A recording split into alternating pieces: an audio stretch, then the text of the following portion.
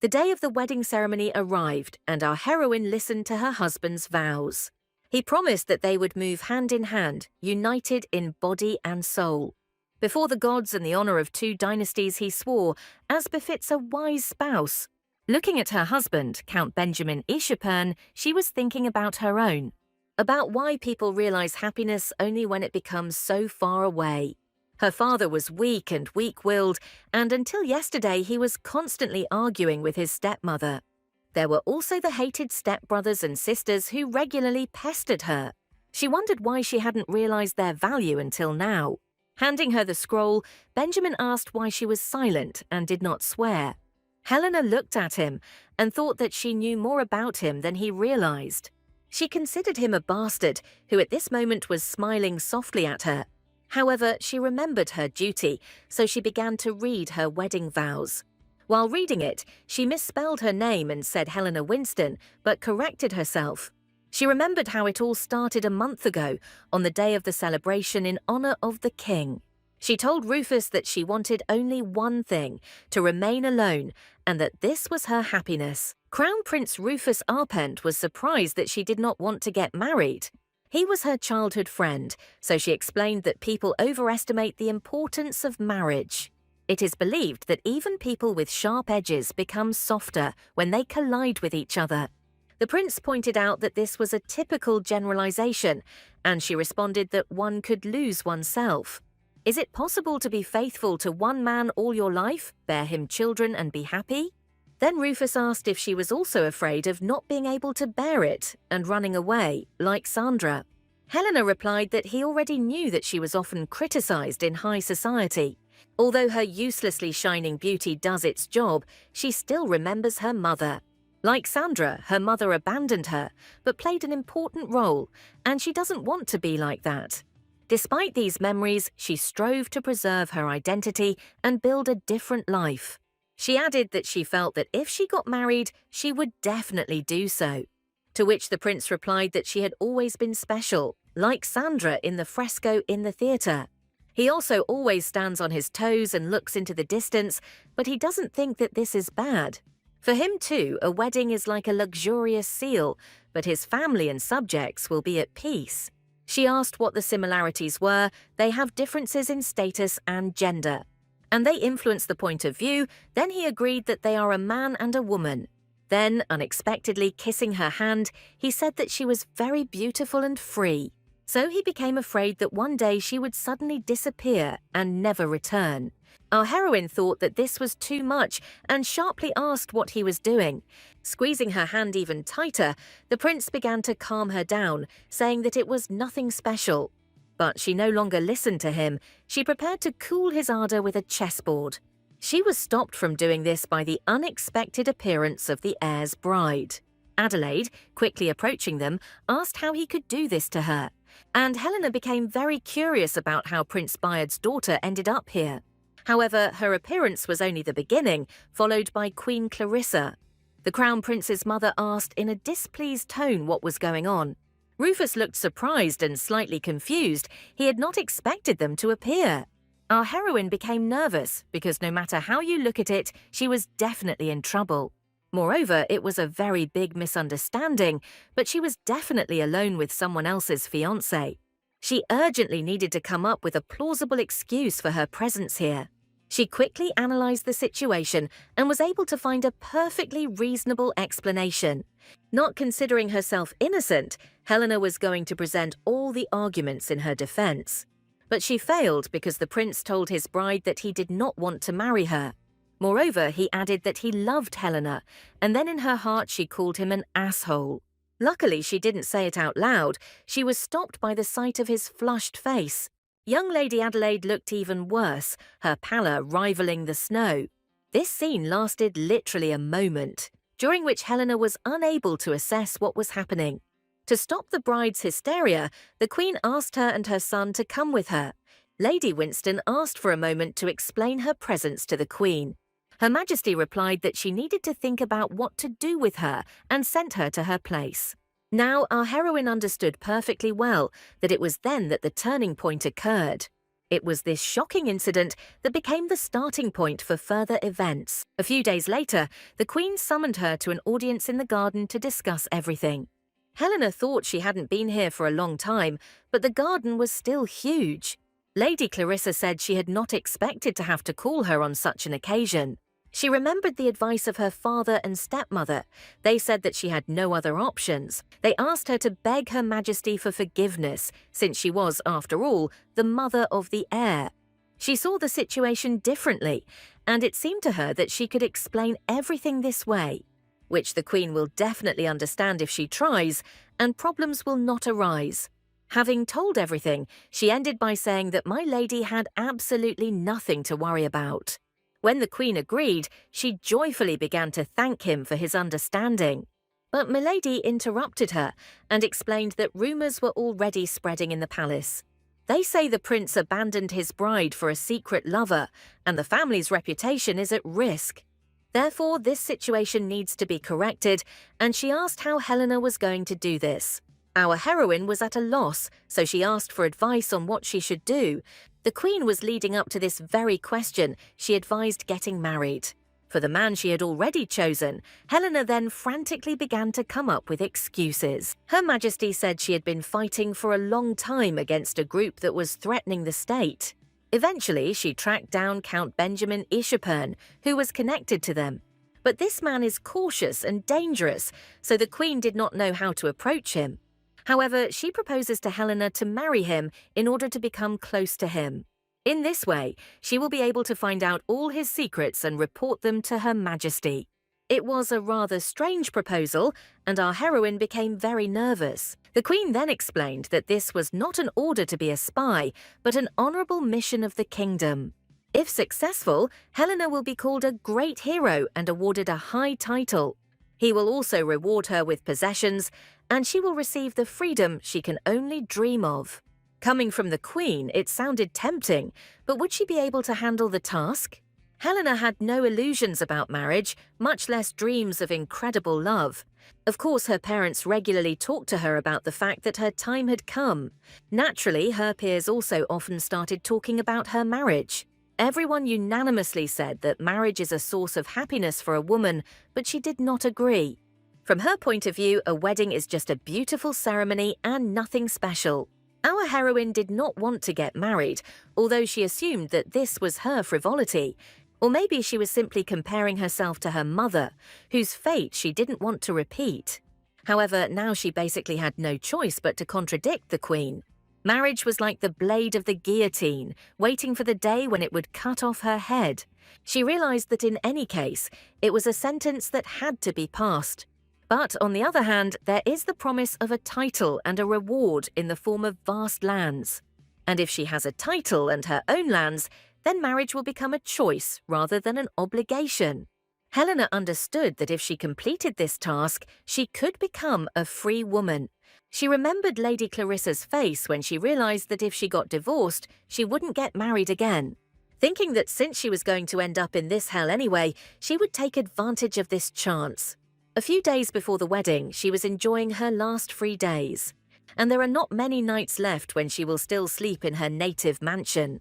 After all, she is getting married, although marriage was not her ultimate goal.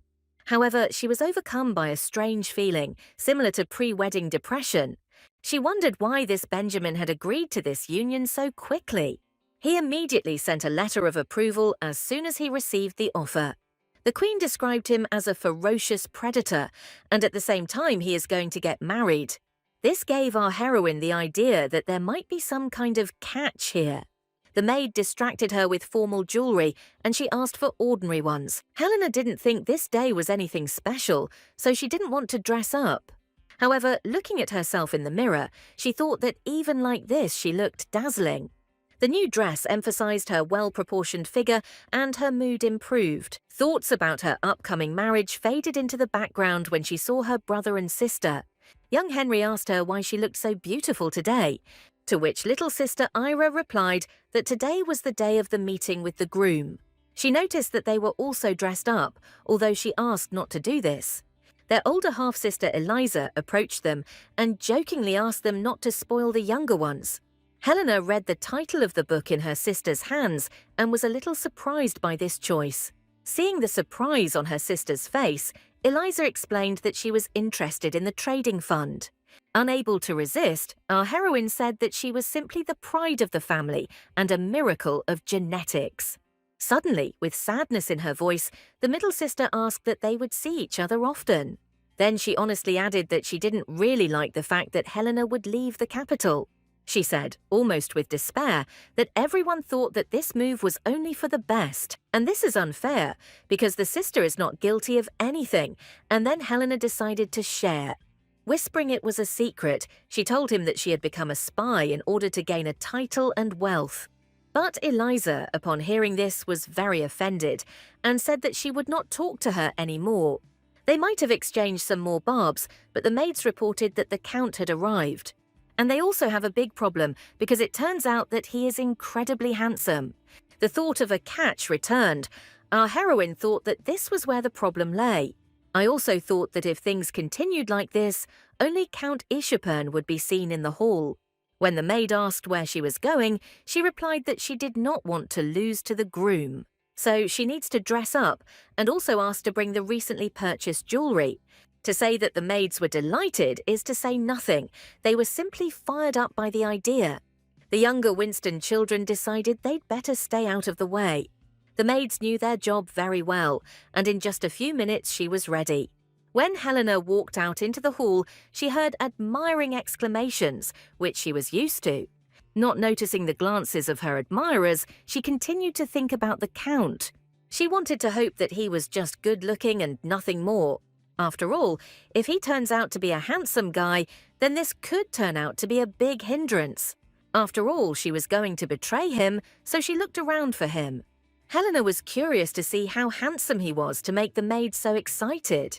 She hadn't seen it before, but the interested faces of the guests told her where to look. For a moment she thought it was a mistake, and this man was not her fiancé. But there was no doubt it was Count Benjamin himself. I wondered why such a handsome man was hiding in the God-forsaken wilderness. And most importantly, how could it happen that with such an appearance he is still a bachelor? Finding no answers, she was at a loss when he approached her, and was unable to utter a word. He said softly, "Duke Winston's daughter, Benjamin Ishapern, at her service." Our heroine looked into his amazing eyes and became even more confused. She hadn't noticed such feelings before. She tried to pull herself together. Luckily for her, he was not only handsome but also polite, and invited her to the first dance. Then he added that if they dance all the dances, no one will judge them. Explaining that they would become spouses, she thought that nothing would work out for her. When he apologized for his clumsiness, she replied that his movements were flawless. Having said this, I thought that her compliment sounded like a lie, but it was true. Benjamin replied that he had actually been training for tonight. She looked at his handsome face, sexy body, and realized that she was lost. Besides, he was just a cutie, and the whole thing seemed like a disaster to her now. Helena even imagined how she would explain what was happening to Lady Clarissa. She will ask for forgiveness for the fact that it was not the Count who succumbed to the charm, but she herself. Citing the fact that she hadn't danced for a long time and felt dizzy, she asked for a break. He replied that he was not at all against a short rest, and smiled sweetly and agreed. Once again, looking at his face, she thought that he was connected with a dangerous group. A gang that was putting the entire kingdom at risk. She couldn't wrap her head around it. She couldn't believe how serious it was, and decided she had to fix it. She wanted to do everything possible to ensure that he would no longer succumb to the influence of evil. She thought that she would help him to cast off the past and be reborn together with her. But everything was not as simple as she wanted. She found him with a servant in a secluded corner. Our heroine figured that since the Count took only this servant, then maybe he is the right hand. Putting down her glass, she decided that she should probably keep an eye on them. I also thought that these two clearly have something to talk about away from strangers. However, she considered the Count to be imprudent, since he was still on her territory. She wanted to know what they were talking about. Maybe they were gossiping about the gala reception. The Count said that fortunately he liked the bride, and she began to shine in her corner. She thought that he was already enchanted by her, just like she was, but he added bitterly that it was of no use. That this is a marriage of convenience, and all aristocrats are disgusting, and she is a dissolute lady. She behaves like a queen, and even drags men around with her. In short, it's a pathetic sight. The servant warned that they could be heard, and if they spoke like that, it would not be far from a divorce. The Count replied that by that time the dowry would be over, so let him return. Then he asked why the servant had called him, and he replied that he needed to clarify the fare. He explained that the money had already run out because renting the Count's suit had been expensive. As I was leaving, I heard Benjamin say that so much money was spent on just a rag. Our heroine could not even imagine that she would face such disappointment. She did not listen to the congratulations of her friends, she was consumed by her grief. Her girlfriend's words that she looked wonderful with her fiancé also did not lift her spirits. And the phrase that there could be no more wonderful day than today seemed like a mockery to her. After asking for forgiveness, she cited poor health and left the ballroom. Helena had never had high hopes for this marriage, but this was too much. What upset her most was not his words, but her new feelings. I thought that he was trying to gain my trust, and then, even before getting married, he was thinking about betrayal. Another thing is that it turns out that he smiled so sweetly at her, not because he liked her, and only because he saw in her a bag with a dowry that he would quickly spend. Her pride was deeply hurt, and she was shaking all over from such injustice. She is Helena, the most outstanding woman in the capital, and she will not allow this to happen to her. Venting her anger on the pillow, our heroine scolded herself for falling for it. How could she even be attracted to this man for a split second? But no matter how much this situation infuriated her, common sense told her that it was for the best. After all, she was incredibly lucky, and she was able to find out the whole truth about the groom even before the wedding. But she almost believed this beautiful wrapper and did not see the evil inside. Helena even cheered up a little when she compared it not to a novel, but to a war drama. Now that she knew his secret, it would be easier for her to trample on him before betraying him. She promised herself that she would expose all his crimes and mercilessly throw him away like trash. She imagined how she would revel in the moment when she would be on her knees begging her. Then she remembered that it was already late, and it was time for her to stop thinking about nonsense. She has a wedding planned for tomorrow, and then she still has to get to this damn wilderness. Thinking that she still needed to wash and change her clothes, she dozed off, but a quiet knock woke her up. She found herself in a wrinkled dress, with makeup on her face and a mess in her bed. However, the knocking was repeated, and this puzzled her. She thought that it seemed to be coming from the balcony. Thinking that this was a robbery, she immediately dismissed this thought. No one would rob them. There was clearly some movement on the balcony, and she had no choice but to check. A voice was heard from behind the door, claiming it was him, asking for the door to be opened. Our heroine was not one to be scared, so she abruptly opened the balcony door. The Crown Prince, in response to her leading question, replied that he had come to apologize. She wondered if he had only just realized that she had been forcibly sold because of him. Rufus said that he had come simply to apologize and had not been able to do so earlier because he was being followed. And as soon as he managed to escape from the guards, he came to tell about the Count. That everyone says they are delighted with him because he is handsome and rich. He wanted to continue, but Helena interrupted him, saying that the Count was a beggar with a nasty character. The heir was genuinely surprised by the fact that Lady Winston already knew everything. She poked him in the chest and asked what he thought, that they would give her a reward. Trying to explain that he was about to fall, he didn't even pay attention to her expression. Our heroine was terribly angry with him, so she sharply asked him to get out. She added that they shouldn't talk now, but the prince wanted to tell her something. However, Rufus was quite persistent, so he suggested that she run away with him. It was an unexpected turn of events, and she paused to digest what she had heard. Then, realizing it, she angrily replied that they could run away, but it would be a stain on the family. Having spoken out, I figured that on the other hand there was a chance for revenge. After all, if she is a bag with a dowry, then he will remain a beggar for the rest of his days. I thought that maybe she was a little hasty, and it was worth considering the offer. Meanwhile, the Crown Prince said that they were the only ones who mattered to him, and that he loved her. Then she remembered all his misdeeds, of which there had been many since childhood. It was Rufus, so she shouldn't have thought about it, because of all the straws, he was the most rotten. Helena asked the prince to calm down, and then she heard voices and listened. It was definitely Benjamin, who was arguing with the maid and wanted to come in. Since he claimed to have seen a shadow on the balcony, she decided that there was no point in giving her a reason. Ignoring the fact that Rufus continued to say something to her, she closed the curtains. And since attack is the best defense, she began to scold the groom who entered. She asked him why he had burst into her room at such a time. She reminded him that they were not married yet, so he should leave the room immediately. Raising an eyebrow, he calmly replied that in a few hours that would change. Our heroine was not going to give up and asked if something might have happened.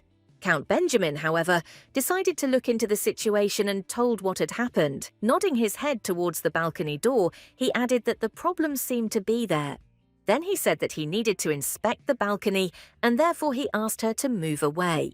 However, for our hero, things weren't so simple either. He was also thinking about the situation.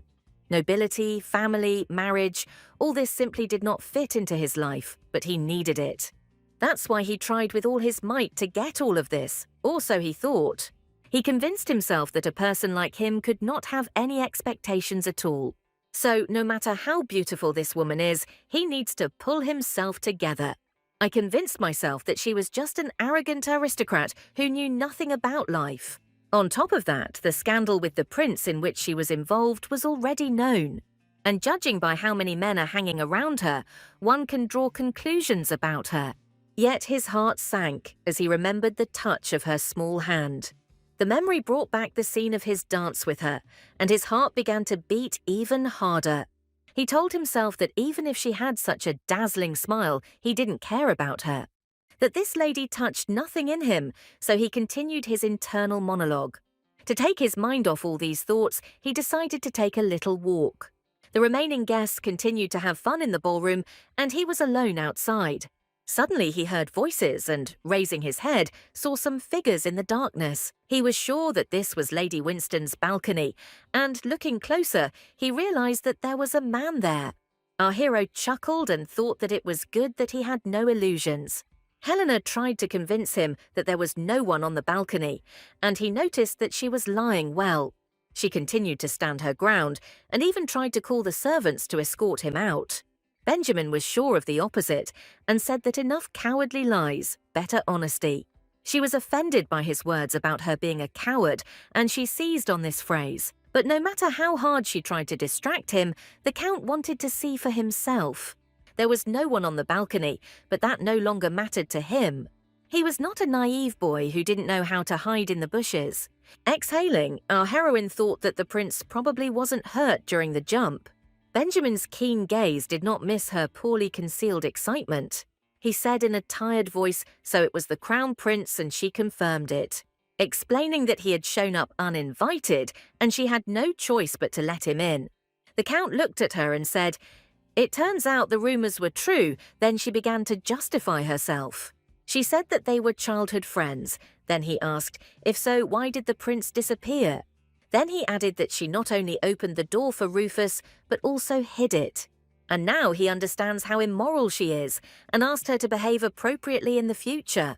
He does not wish to see such things, and is not so magnanimous as to forgive stupidity.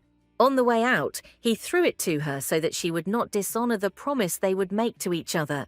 Helena was angry that he was even saying such a thing when he was going to get rid of her himself. Before this, he plans to pocket her dowry and spend it in the near future. So, half of her own free will, half under duress, she got married. He read out his vows, and she wondered which of them had broken their promise first. After all, he was a penniless man who wanted to get rich with his dowry. On top of all that, he was cruel, wild, ignorant, and so rotten inside. It no longer seemed strange to her that he was connected to some dangerous group. She was so lost in thought that she didn't listen to the rest of his speech and almost missed her turn. However, the Count called her by name, pointed to the scroll, and asked her to read the oath. Calling him a bastard in her mind, she began to read that she also swears to love him.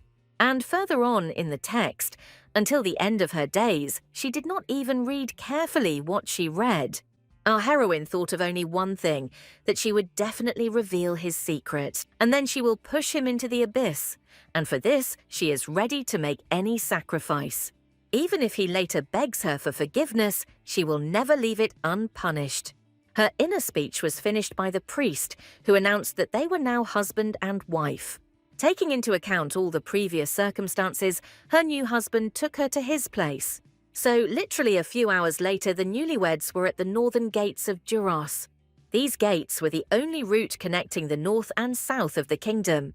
As far as she understood, once they passed through this gate, they would immediately find themselves in the southern part. So, right behind enemy lines, Helena thought that everything was fine and she was ready for anything. She was actually a little confused by his question, as if she had claimed that this was her first time using the gate. Our hero suddenly advised her to pull herself together and be extremely focused.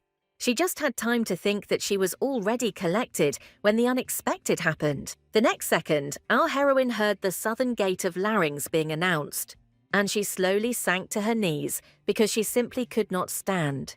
She felt sick, and she mentally hoped that the rest of the journey would be by carriage.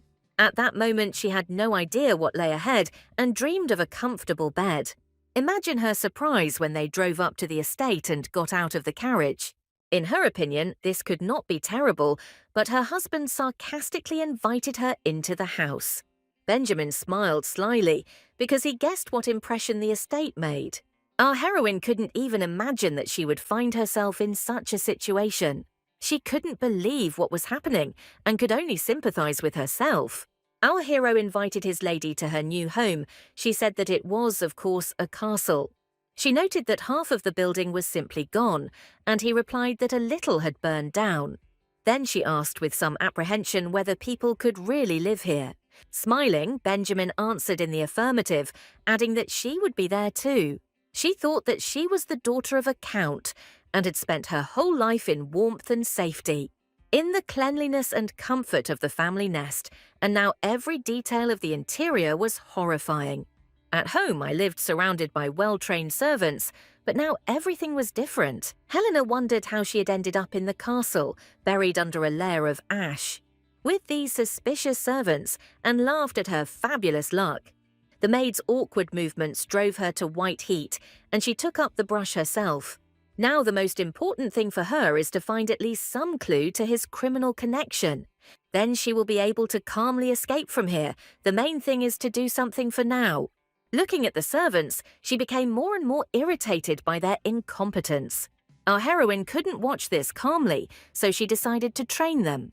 She briefly explained to them the main points they needed to pay attention to, and that they apparently have little experience, so she asked them not to waste time on her. She also said that caring for the castle and its inhabitants should be a source of pride for them, that the servants make efforts not only for the Count, but also for themselves. However, Benjamin interrupted her and asked her not to go too far and stop leading.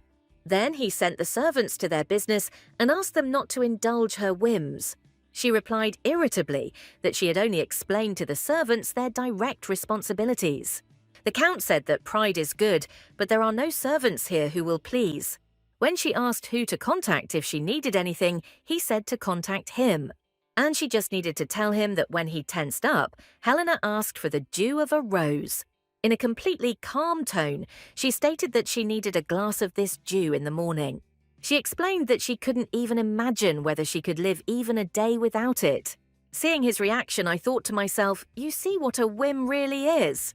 Having regained the gift of speech, he asked if she was a fairy, and received the answer that she didn't look like one. He said that such a whim would be ignored, and she called him a tyrant. Then he advised her to get used to her new life because her parents were not here. There are no maids here who adapt to her whims and carry out her orders. And there are no idiots calling themselves her fans, and you will have to get used to living without dew. Smiling at this tirade, she said that he was mistaken because he would get used to it. But what is truly a whim is to manage the family estate while being a count. Then she asked how one could call someone an adult who does not fulfill his duties. Continuing the conversation in a joking tone, I asked if she was really wrong. Without looking up from the documents, the Count replied that she could think as she wanted. He added that he was not interested in this and again delved into studying his papers. Helena, angry, said that she was going to do whatever she wanted anyway. She slyly asked that he wasn't going to share a bed with a capricious, spoiled girl. The answer was stern, that he still would not lie down, even if he ordered. He does not sleep in a bed. Seeing his detachment, she muttered that it turned out he had dignity. I couldn't get him to talk, so I told him to go to bed and not to come near me. Turning away from him, she thought he was a surprisingly taciturn fellow. She couldn't settle into her new place, she couldn't sleep, and Benjamin noticed it. He glanced at her sideways and thought that she claimed to be tired but was not sleeping. He even became interested in what she was doing there, but he didn't ask. Instead, he decided to leave her alone and wait until she finally fell asleep. But it was easy to say and not easy to do. He persuaded himself to ignore her. However, when she jumped up on the bed, he couldn't resist asking what it was this time. Pointing to the bedside table, she asked why there was no chest of drawers there. Without understanding at all, he asked again what he meant by why, after the due now the chest of drawers. In response, Helena said that she had nowhere to put her hands and that she would have nightmares again. Then he asked why she couldn't sleep because she had nowhere to put her hands. Having received an affirmative answer, he advised her to close her eyes and count the sheep. He added that at such a time he wouldn't be able to get her a chest of drawers anyway. He asked her to sort it out herself and, most importantly, to be quieter. He needed to concentrate. Helena thought that it would be nice to be at home now, where everyone was kind to her. And remembering the roses again, she muttered that he couldn't even bring tea with dew. What is she even doing here? Where they treat her like this, she must have gone crazy. Guessing that she wouldn't leave him alone, he asked if she needed to do something with her hands. Our hero read so much unhappiness in her gaze that he could not refuse Helena. Having said that nothing could be done, he began to settle down next to her, and she was surprised. To her exclamation about what he had in mind, he wearily replied what to do if she couldn't sleep. Our heroine looked at him with bewilderment. She couldn't understand how this would help. And there was one more extremely important detail that she needed to take into account. The thing was that all her life she had been partial to handsome men. Just at that moment, there was just such an interesting man next to her. Benjamin said that he would help her fall asleep and she would sleep like a baby. She thought how she could fall asleep here. She needed to collect her thoughts and not give in. After all, she knew his dark soul, and she needed to think about something completely different. His hand distracted her from her thoughts, so she nervously asked what he was talking about. She also asked how he could help her and demanded that he get off. However, his idea was quite simple, and her hands felt comfortable under his back. As Helena watched silently, he asked if everything was okay now. Without waiting for her answer, he added that he would lie like that until she fell asleep. Listening to his quiet breathing, she tried to relax, but she couldn't. She muttered quietly, "This way," to which he replied that he hoped she would repay the debt. In fact, our heroine knew him for only one day, so she was interested in many things. She said that it was good and it wasn't a defeat, she just had no other choice. And then she asked her question why he still doesn't sleep in bed because of her. She was terribly curious about his answer, but he only languidly asked what it had to do with her. Then she sincerely said how one can fall asleep when there is an irresistible beauty nearby. Without looking up from the documents, Benjamin said that it had nothing to do with her. When she began to question him, the Count nevertheless answered that he was uncomfortable in bed. He explained that he had been a mercenary for a long time and had learned not to trust anyone. To survive on the brutal battlefields, one must be vigilant and always on guard. So he got used to falling asleep curled up with his sword pressed tightly to his chest. He added unexpectedly, however, that even then he had a vague hope. Although it is quite possible that this was just youthful self-confidence.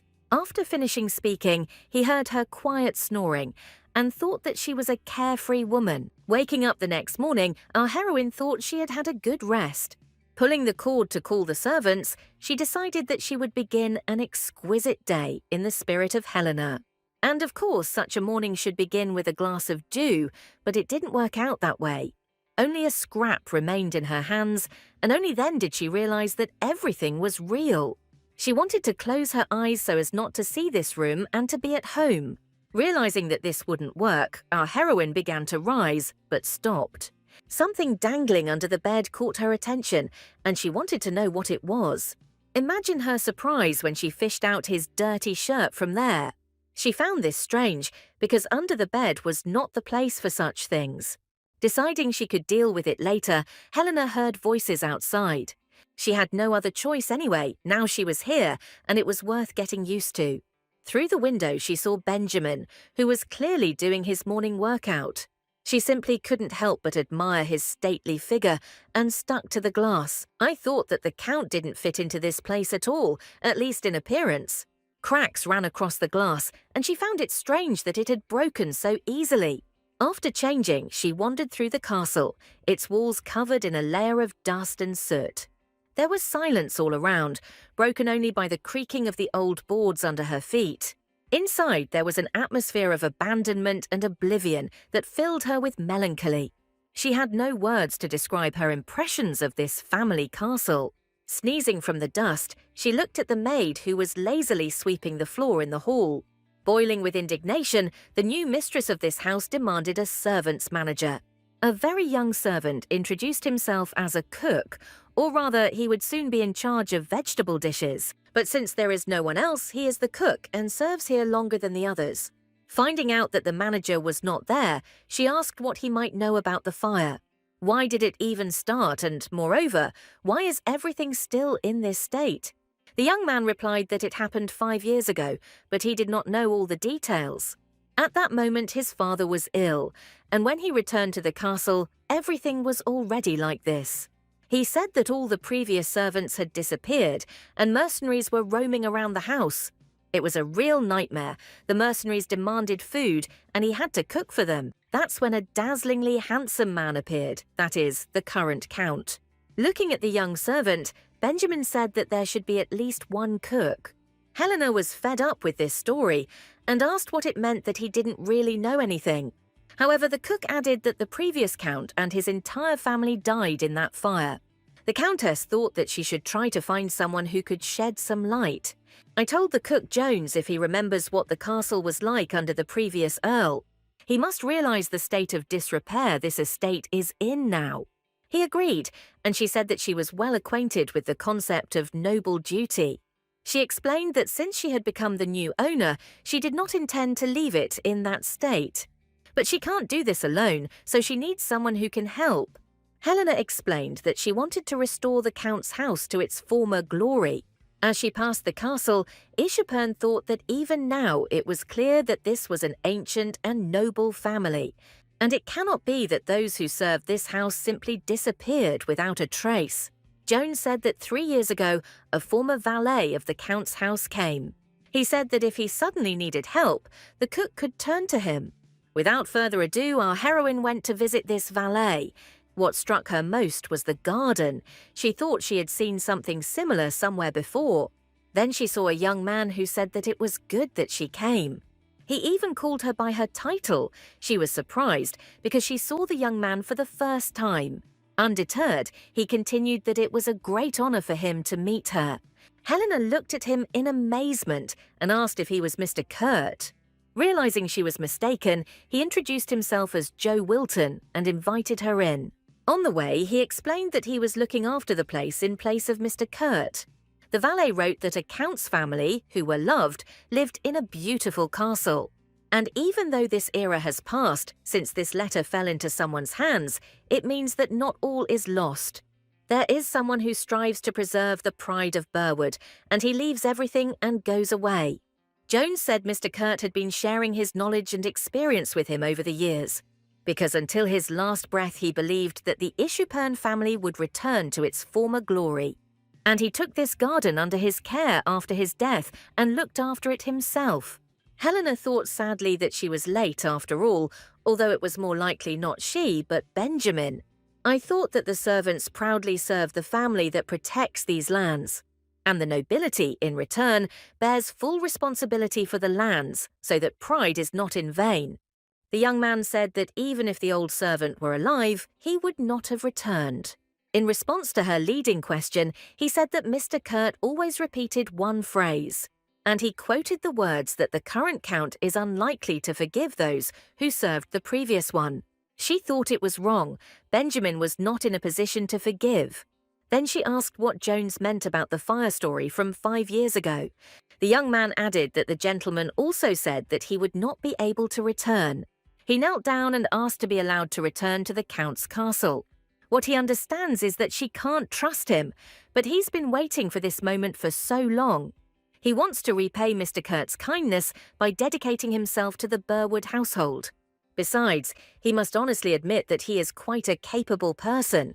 When she asked how he could trust her, he replied that she should give him just 1 day. He will gather the necessary staff to begin putting the castle in order. At the end of his speech, he added that after this she would make a decision about him. Meanwhile, Benjamin's servant stood nervously near the gate, completely at a loss. The lady asked to accompany her, but who would have thought that she would come here? When she came out, she immediately told him that they would have a new manager tomorrow. He asked if anything had happened, and she simply asked him to tell the servants. Clutching his head, he nervously asked if this was really her first time in Burwood. And more importantly, how could she have found out where Mr. Kurt lives? But that's not the main thing. I asked why everything was unfolding as if someone there was just waiting for this. Looking at the garden, she said that it was an exact copy of the Count's, with the same structure and layout. This means that someone has been expecting the revival of the Count's house all this time. Recreating such a complex garden in such a confined space required considerable effort. Putting his hand to every corner, and how he probably missed Ishuperne Castle. Taking one last look, she mentally thanked this sweet old servant. In any case, she was now indebted to the manager. He gave her confidence. Walking back through the deserted landscape of the estate, I thought it was a headache. But tomorrow, when this baby comes, maybe things will get better. She sighed and thought, now there were finances left, but it was clear to her what was going on there. She realized that too much required her attention and did not notice how they arrived. The servant offered her his hand to help her down, and for the first time she asked his name. His name was Aaron, and she said that he was a mercenary just like Benjamin. Then she asked if all mercenaries in the south were so polite, or if he was the only one. He replied that he was simply following his sister's advice to be polite to women. Realizing that there were several of them, she asked how many there were, and he replied that it was the same as everyone else's. So he became a mercenary to collect their dowries and marry them off properly. Having said that he was a good brother, she suddenly stopped at the word dowry. She suddenly asked when Count Benjamin would return. Aaron couldn't know this, but pointing to the Count's horse, he assumed that he had already returned. Helena thought she had to act before her dowry was gone and quickly said goodbye. The servant suddenly announced that he was alive and well, solely thanks to the Count. And he hopes that the Countess will also understand that the gentleman is truly wonderful. But she didn't see anything remarkable because he left the castle in such a state. Not to mention that he can't even maintain his clothes properly. She couldn't understand what other people could see in him that was so special. On the contrary, it was she who let him sleep in a soft bed so he should say thank you. At this point, Helena did not recognize any exceptionalism in him. But in order not to upset Aaron, she said that in truth she would really like this too. Our hero, meanwhile, wanted to wash himself after a long and difficult day.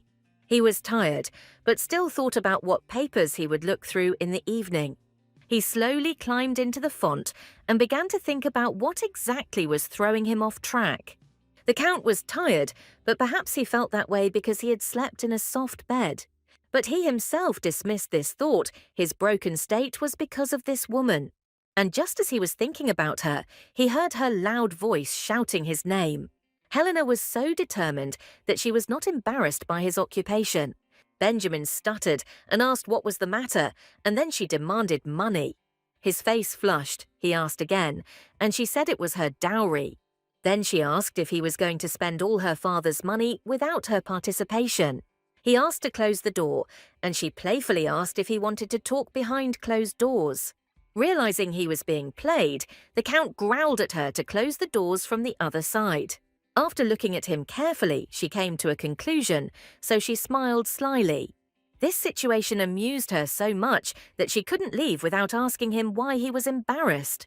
He wouldn't even admit under pain of death that she had hit the nail on the head. When he replied that everything was wrong, she said that he should worry because his whole body was in water. But the dowry is hers in any case, and she is responsible for everything that happens on the estate. So she doesn't need permission, she just kindly informed him. Before leaving, our heroine wished her embarrassed husband a pleasant swim. The next day, she met temporary workers who were free. Joe said that he would observe them and then choose the smartest ones. She realized that they would be able to offer a permanent position to these people later. Therefore, she said that she trusted the chief manager, and he bowed and thanked her. She was pleased to see the enthusiasm with which this young man took up the matter. Helena believed in the new manager with all her heart, so she did not interfere further.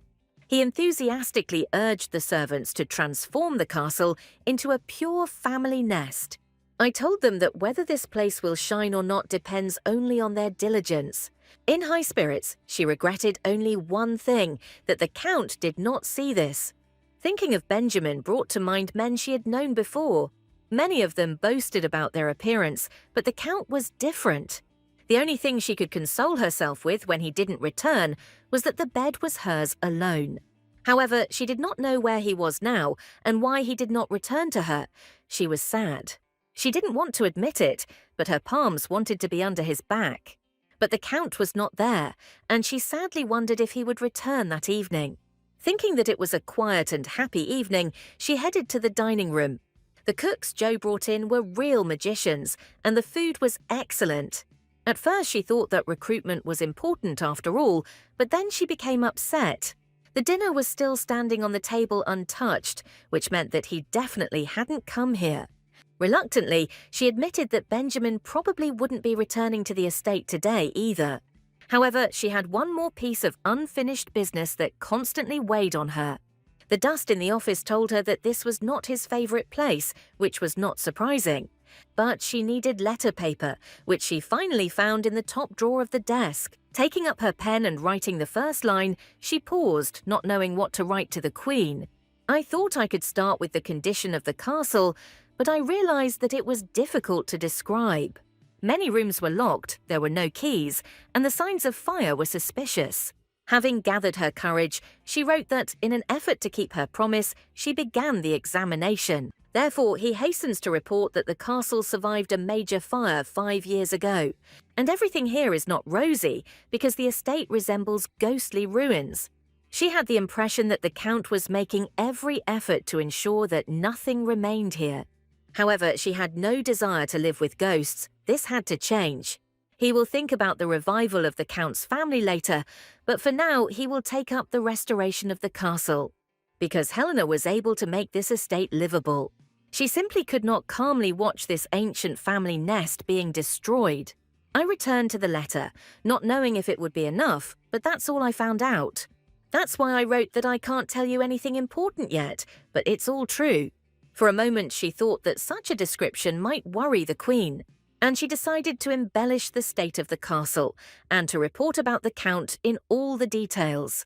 The residence was so silent that she heard Benjamin's footsteps from afar. It was definitely him. She recognized his steps that irritated her so much. Our heroine listened to understand whether he would pass by the office or not. The next moment her suspicions were confirmed, the Count abruptly opened the door. She didn't expect him to return, so she couldn't think of what to say about the letter. I had to act according to the situation, but it was absolutely necessary to hide the addressee. Helena was so nervous that she could barely write the letters on the paper, but somehow she finished. Having added another addressee, she asked him if he hadn't been taught to knock, to which he asked whether he really had to knock on his own room. And for him, the performance she put on today was much more important. He irritably declared that doing things his way would mean bringing strangers into the house. She then pointed out that he did not allow her to use the servants that were in the house. Then an idea came to her mind and she asked, "He didn't kick them out, did he?" His nonchalant tone when he said he had politely asked them to leave angered her. Grinding her teeth, she replied that he was no longer the sole master of the Ishupern house. She is now also the mistress here and is going to fulfill her direct responsibilities. And she sees nothing wrong with making this place livable. To which he suggested that she furnish the outbuilding and hold noble games there. Realizing that he was not allowing her to touch the main building, she asked him a question. And without waiting for an answer from him, she added that it was possible because there was something to hide. Helena got so worked up that she even asked if he was afraid that something would come to light. He looked at her with genuine surprise, and his facial expression changed. His question about her made her even more nervous because of the letter on the table. The Count seemed to be looking into her soul when he asked if she really had nothing to hide. At first she was even confused, it was so relevant now. Our heroine could not allow the true reasons for this marriage to be revealed. This would be a failure of her entire mission, both for the Queen and for her personal ambitions. Putting on a mask of anger, she replied that she had no secrets, and he sighed. Then he said that for such an ordinary person as she, this was the order of things. However, most people have personal boundaries that they don't want to let anyone into. And he would like her to respect them, Helena exhaled, because she almost got caught. Out loud, she said that she just wants to be able to live normally in the castle. The Count replied that life before marriage and after is not the same, and she returned his words to him. That he is right and life changes after marriage, especially if it is so destructive. Self-destructive, like him, and she has no intention of diving into the abyss of despair. To his remark that it was her problem, she replied that she agreed and asked him not to interfere with her. And she demanded that they give her the keys, given that the castle was full of locked rooms. But his simple answer that he didn't have any keys discouraged our heroine. He didn't understand at all why it was necessary to open these doors, which he told Helena. The Count was tired of this conversation, so he ended by saying that there were already plenty of rooms. She could not understand why he was so determined to leave the house in disrepair. She remembered the words that you can understand what is in a person's soul by looking at their home. Therefore, she said, the way he is behaving now is a complete reflection of this gloomy castle. And when the estate ceases to fulfill its role, the first to suffer are the inhabitants of the land. He can't even imagine how hard those outsiders he kicked out tried. She doesn't know what's bothering him or what he's thinking about, but the castle and its inhabitants have nothing to do with it. These words, spoken in anger, touched his soul deeply, and he plunged into memories. An image of the house before the fire suddenly appeared before his mind's eye. But it quickly disappeared, replaced by a completely different, eerie sight of a terrible fire. The pain Benjamin felt that day when he returned washed over him again. The Countess continued to press, saying that if he didn't want anything, then she would do everything herself. Because she is now also the mistress of this house and is also responsible for it. He had no intention of disturbing her, so he said that the former butler might know. And since he was in charge of all the affairs in the castle, he probably knew where the keys were. She asked where the butler could be found, and the Count replied that he did not know and did not want to know. At least this was some information. Now our heroine has a new lead. Saying that she understood everything and could handle it herself, the Countess went to bed. Adding that it was already late and that there was enough talking for today, she told him to go to bed too. The Count asked if they were offering him to lie down next to her, and she replied that there was no other suitable place. When he said he would spend the night in the workshop, she replied that his bones would beg for mercy. That you need to take care of yourself while you're young, and Benjamin asked if she could hear herself. What was she actually offering him? He had no idea of her true intentions. However, Helena didn't want to explain it to him at all, so she just showed him. Then it dawned on him what she meant, noting again that she was strange. But our hero was not at all opposed to spending a little more time in her company. Sitting down next to her, he began to replay their recent conversation in his head. She stopped thinking about it, because she would do it the next morning. In those seconds, she thought that he was heavy but warm enough and also hard, and that even the strongest stone sometimes has its own special purpose. She became cheerful and laughed quietly, which of course attracted his attention. Benjamin looked at her and thought that she was a completely different person now. He had the impression that these were two different women, and he even liked one of them. As soon as he thought about this, she began to move again, and the Count tensed up slightly. He didn't know what she had in mind, but her playful mood was new to him. She ran her fingers gently down his back, and he jumped. He wanted to ask more calmly, but it turned out to be almost a shout wherever we stretch our hands. Reading genuine amazement in her eyes, he heard her words that he was still a fool. At that moment, she radiated amazing warmth and said that she wrote thank you in this way. He had an unusual feeling, and to hide it, he said that he didn't need a thank you. He settled back, and she thought she was grateful to him for at least lending her back. Remembering their conversation, I realized that, in essence, today he had stepped on his own throat. She didn't know for sure whether it was connected with the estate they hated or with him himself. I got over myself and told her about the butler, a little, but it was at least something. The next morning, she made careful preparations to find out the necessary information. Erno waited for her on the street and tried to answer the question of where they were going now. The hostess again asked to prepare the horses, but did not say anything about the purpose of the trip. She guessed what question was tormenting the former mercenary, so she didn't remain silent. Our heroine told him that today she was going to meet with her former butler. Automatically repeating the last words, he shut up because he saw her. She twirled coquettishly and asked if the suit and hat suited her. Their destination was Goha, a key transport hub between East and West. It was a lawless land, full of mercenaries, adventurers, and all sorts of vagabonds. Erno asked what connection there was between her male attire and the search for the former butler. She explained that if they wanted to make a scene and stay alive, then this was the best thing they could do. Then the servant asked in surprise why they were making a scene to find someone, to which Helena replied that they would not look for him, but would force him to come to them himself. Afterwards, she asked him to call her Mr. Heron from now on, and Aaron reluctantly agreed. Our heroine, walking briskly down the street, advised the servant to simply play along with her. Without answering Aaron's question about where they were going, she burst through the door of the hotel. The owner didn't like this attitude and asked who was kicking the door open. But when Helena walked further, he changed his mind and began to look at her. With an experienced eye, he noticed that the guest was wearing expensive jewelry and had feathers on his hat. Again, the visitor had a security guard with him who looked no worse than his master. The innkeeper obsequiously asked what adventure had brought the guest there, to which our heroine replied that they don't go to such a hole for that, but he is looking for a person. Helena told the man's description, grey hair, brown eyes, and his name is Wesley. This man is also tall and has a good build, but this was not enough for the owner. Helena didn't lose her composure and pulled out a heavy wallet, which was an excellent argument. She said out loud that if the owner helps with the search, he will not be offended by the reward. But she didn't have to say anything.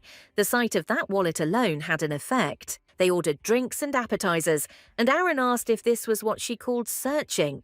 He continued just as quietly that they would continue to chill out here until Wesley showed up. She replied that since he didn't understand, let him tell her again what this place was. He repeated, and she said that there were a lot of people here, and it was also a key transportation hub. Again, it's not far to Burwood, and for someone who wants to hide, this place is too open. In the end, our heroine said that she realized this when she visited Mr. Kurt's house. She then added that she realized for herself that Ishupen Castle was surrounded by great love. The servant asked her what she meant, but she saw no point in explaining everything now.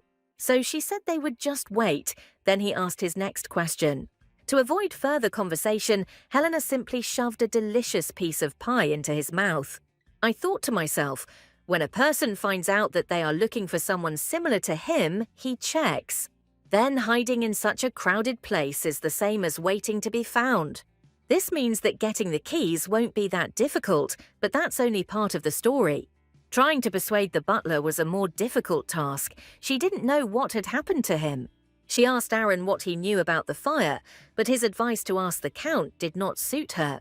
She said that if she had such an opportunity, she would take it.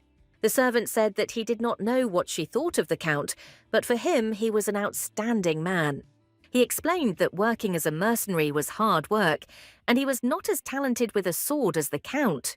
Now he can say that he owes his life to Benjamin several times over. When she asked him why he admired the gentleman, Aaron replied that this was also the reason. Then he began to tell the story of the kraken that was causing havoc in Alia.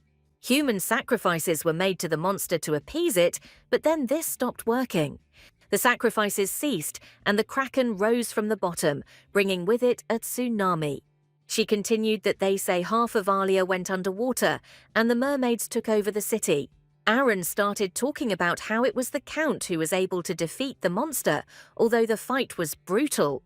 She had heard that the mercenaries had defeated the kraken, and she was sure that it was a collective achievement. Then, even in the capital, they held celebrations and festivities in honor of the great victory. Now it turned out that this was Benjamin's merit, then why wasn't he summoned to the capital? She thought it was unfair, since he was simply receiving an award for his achievements. The servant continued that after this the Count took a long leave and left somewhere in a hurry. Soon the castle of Ishapern was set on fire, and the entire family perished, and Benjamin became the Count. Then strange rumors started to spread, so he decided to check everything with his own eyes. Mercenaries are all different kinds of people, and Aaron wanted to make sure the rumors about the new Count were true. When he found Benjamin, he was in a terrible state, as was the entire estate. And so Aaron still didn't have the strength to ask what really happened. What happened then is unknown, and there are still many rumors circulating. Then the servant said that he believed in only one thing. He believed Count Ishapern unconditionally. Suddenly, Aaron looked away and saw the one they were here for. A tall man clearly stood out in the crowd, although it was difficult to recognize him as the butler now. However, Aaron had no doubt it was indeed Mr. Wesley. The description fit. Without realizing it, he called her Lady Helena, then corrected himself and pointed out the direction. Confirming with words that this was the man they were looking for, he stood up. The butler had been in hiding for several years, and when he saw the strangers, he tried to escape. He had no desire whatsoever to find out what these two wanted from him. Helena and her companion gave chase, trying to keep Mr. Wesley in sight. Aaron was catching up with the fugitive. He was already at arm's length, and he pressed on. He needed to see his face to understand if they were waiting for the right person. The former butler tried to fight back, but Helena grabbed his hand in time. He demanded to be released, but the Countess promised that she would not harm him. After asking him not to move, she showed her face and asked if he knew who was in front of him. As evidence of her connection to the Count, she showed the family watch. The man was unhappy that he had made a mistake, and they had managed to lure him into this trap. On the other hand, Wesley always knew that one day they would come for him from the Earl's castle. But he wonders where this reckless young man came from and who he is anyway. Therefore, without beating around the bush, he asked him point-blank why and who needed him in the Count's house. Our heroine liked that Wesley didn't try to get out of it and decided to respond in kind. So she got straight to the point and told him to come back. The family needs him. Thinking it was some kind of stupid joke, he refused, saying that he would not return. Helena asked why he came then. Wasn't he interested in who was looking for him? He replied that if he had known that it was from Ishapern Castle, he would have hidden even deeper. The Countess said that he hadn't hidden very well, hadn't changed his name, and his hiding place wasn't very good either. Wesley asked who he was, since he wasn't an earl, or did he belong to an earl's family? Aaron almost hoped with bated breath that she wouldn't at least pretend to be a count. But she surprised him even more when she said that she shared a bed with Count Ishapern. She added that some clarification was clearly needed here, to which Wesley vehemently protested. He didn't want to know anything like that. Then he said that it all ended 5 years ago. He added that he would not return, even against his wishes. The Count would never forgive him. She again came across this event from 5 years ago, which everyone was silent about. After asking Aaron what happened then, I heard the advice to simply find out about the keys. The former mercenary said that it seemed like this problem would not be resolved so quickly. Our heroine had a different opinion and said that this meeting had clarified everything for her better. She believed that Mr. Wesley really wanted to return to the castle and needed help. She said that sometimes people deliberately punish themselves but hope that they will be forgiven. Aaron doubted it, suggesting that he might ask for money if they remained. Lady Ishapern shouted under the windows that no matter what, she would bring him back with the keys. She promised that she would definitely come back tomorrow and talk to him again. She knew he had heard her promise, and she even saw his silhouette behind the curtain. I wondered what mistake he could have made to behave like this. Aaron sneezed and then said that they needed to find a hotel because it would get cold soon. He suggested that we go in and have a snack first. The chicken in sauce there was really delicious. While our heroine was having dinner, Benjamin was in a hurry to get home. He wanted to see her. Quickly jumping off his horse, he entered the castle and was immediately surprised by the ringing silence. It had been like that before, but not in recent days. He thought it was strange and looked around. He glanced around the entire hall, but everything around was quiet and empty, and he began to worry. Something was wrong. Finally, he heard hurried footsteps, and the young manager appeared. Joe met his master, asked for his cloak, and reported that his mistress was absent. The Count replied that there was no need to report to him about all her steps. She was not a small child. Then the manager said that she had gone to Goha, so he decided that it was necessary to inform. When the Count asked her what she had forgotten there, Joe replied that she had gone to look for the butler. He was surprised that Wesley was there, but he was worried because she had gone to such a dangerous place. He was angry that she didn't tell him about it, so he quickly turned around. When asked about dinner, he answered sharply that now was not the time for that and hurried to the stable. Young Joe saw his master off with words to be careful in that city. But this was an unnecessary warning. Benjamin knew all the risks very well. In the morning, Helena hurried to the butler, but as she expected, he had run away. She blamed herself for not doing it right at dawn because she knew there could be problems. The landlady told them that Wesley had said it was time for him to live his life to his heart's content. She added that he said that he would go live with Lily, where he would be able to get a good night's sleep. Aaron said that he thought so, that the butler didn't want to work and went off to have fun. But our heroine was more worried about the fact that the former mercenary was sneezing all the time. She added that he was a weakling, but then an idea occurred to her and she decided to check. Walking around the room, Helena found a cat hair, which explained the servant's illness. She said out loud that it seemed the butler had really gone out to have fun to the fullest. When I saw the sign, Plemon, "We will comfort your tired heart," I turned there. When Aaron asked if this was a place for pleasure, she cheerfully replied that it was. He was still wondering if they could just go in there, but she couldn't hear him anymore. The owner of the establishment asked how the visitors found out about this place, since it was their first time there. Our heroine lied without blinking an eye and said that a regular customer told her this. Inside, the former mercenary felt even worse. He had strange sensations. The hostess asked if the young gentleman could satisfy their capricious girls. Aaron found it unbearable. He complained to the lady, and she recommended that he wash his face. She pushed him out into the street because she knew perfectly well what was causing this runny nose. Having closed the door, our heroine turned to the owner of the establishment and said that she was looking for a girl. After telling her that her name was Lily, she heard in response that she had chosen the most difficult target. But our heroine was not afraid of difficulties. She was aware of what she would face. Not only did Aaron feel ill, his eyes were itchy, he was sneezing, and his conscience was tormenting him. Instead of protecting his mistress, he is lounging around here, and she is unprotected. He didn't understand how the proud mercenary of the Ark Squad could have sunk to such shame. He thought about what would happen to him if the Count found out about this and heard him calling him by name. Aaron wanted to disappear into the ground, and Benjamin asked where this woman was.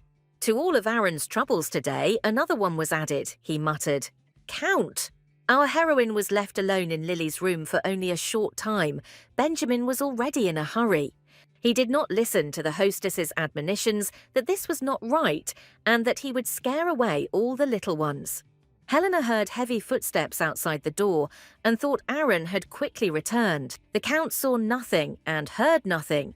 He was terribly angry at the wayward woman. When he burst into the room, Helena was genuinely surprised. She didn't expect to see him here.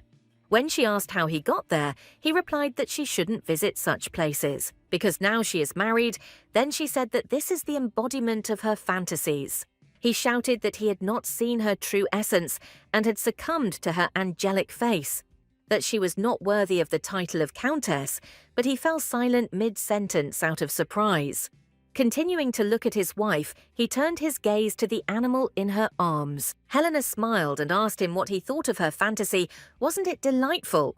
Only now he looked around the whole room. He was so angry that he didn't notice it. Everything that was happening was taking shape in his head very slowly. He had not expected this. He thought that he did not find anything suspicious here, but that the Countess was here. Aaron came up from behind, sniffling, and also saw this scene and began to guess. Quickly going downstairs, he read the sign and realized that he had a common allergy to cats. The cat jumped out of Helena's arms, and she accused the Count of frightening the animal. The Count began to question her about what she was doing in this establishment and why there were so many cats there.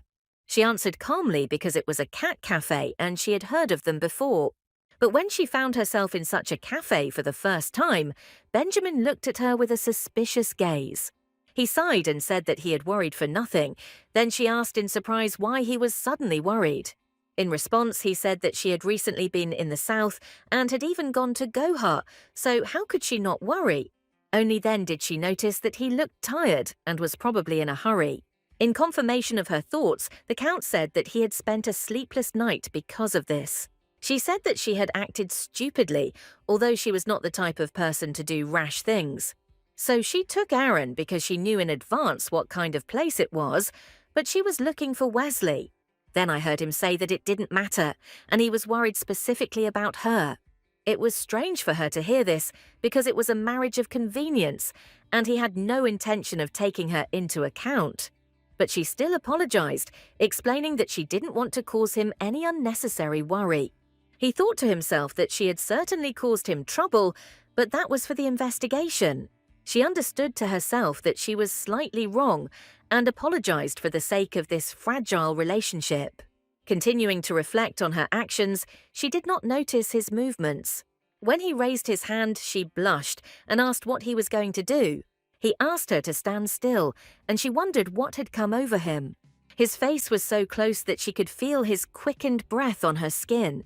Benjamin finally did what she had been standing still for. He removed the cat hair. Blowing it from his fingers, he said that Helena apparently really loved cats. Realizing he had given in to his emotions, he turned around abruptly and said that it was time for them to go back. Then he asked to avoid such antics and that he was not going to ignore the incident. She explained that she had to hurry and there were reasons for that. He should understand. She was about to continue her explanations, but the former butler appeared at the door. Benjamin ignored her cries that she had not finished speaking yet. He didn't even look at Wesley, although as he passed by, he said that he still didn't need him. He added that his wife thought differently and that all the confusion was because of those rooms that were locked. Benjamin's last words before leaving were a request to unlock everything quickly. Helena remained with the butler, and he told her that he had left then on the Count's orders. There was such pain in his voice when he added that this was why he couldn't go back.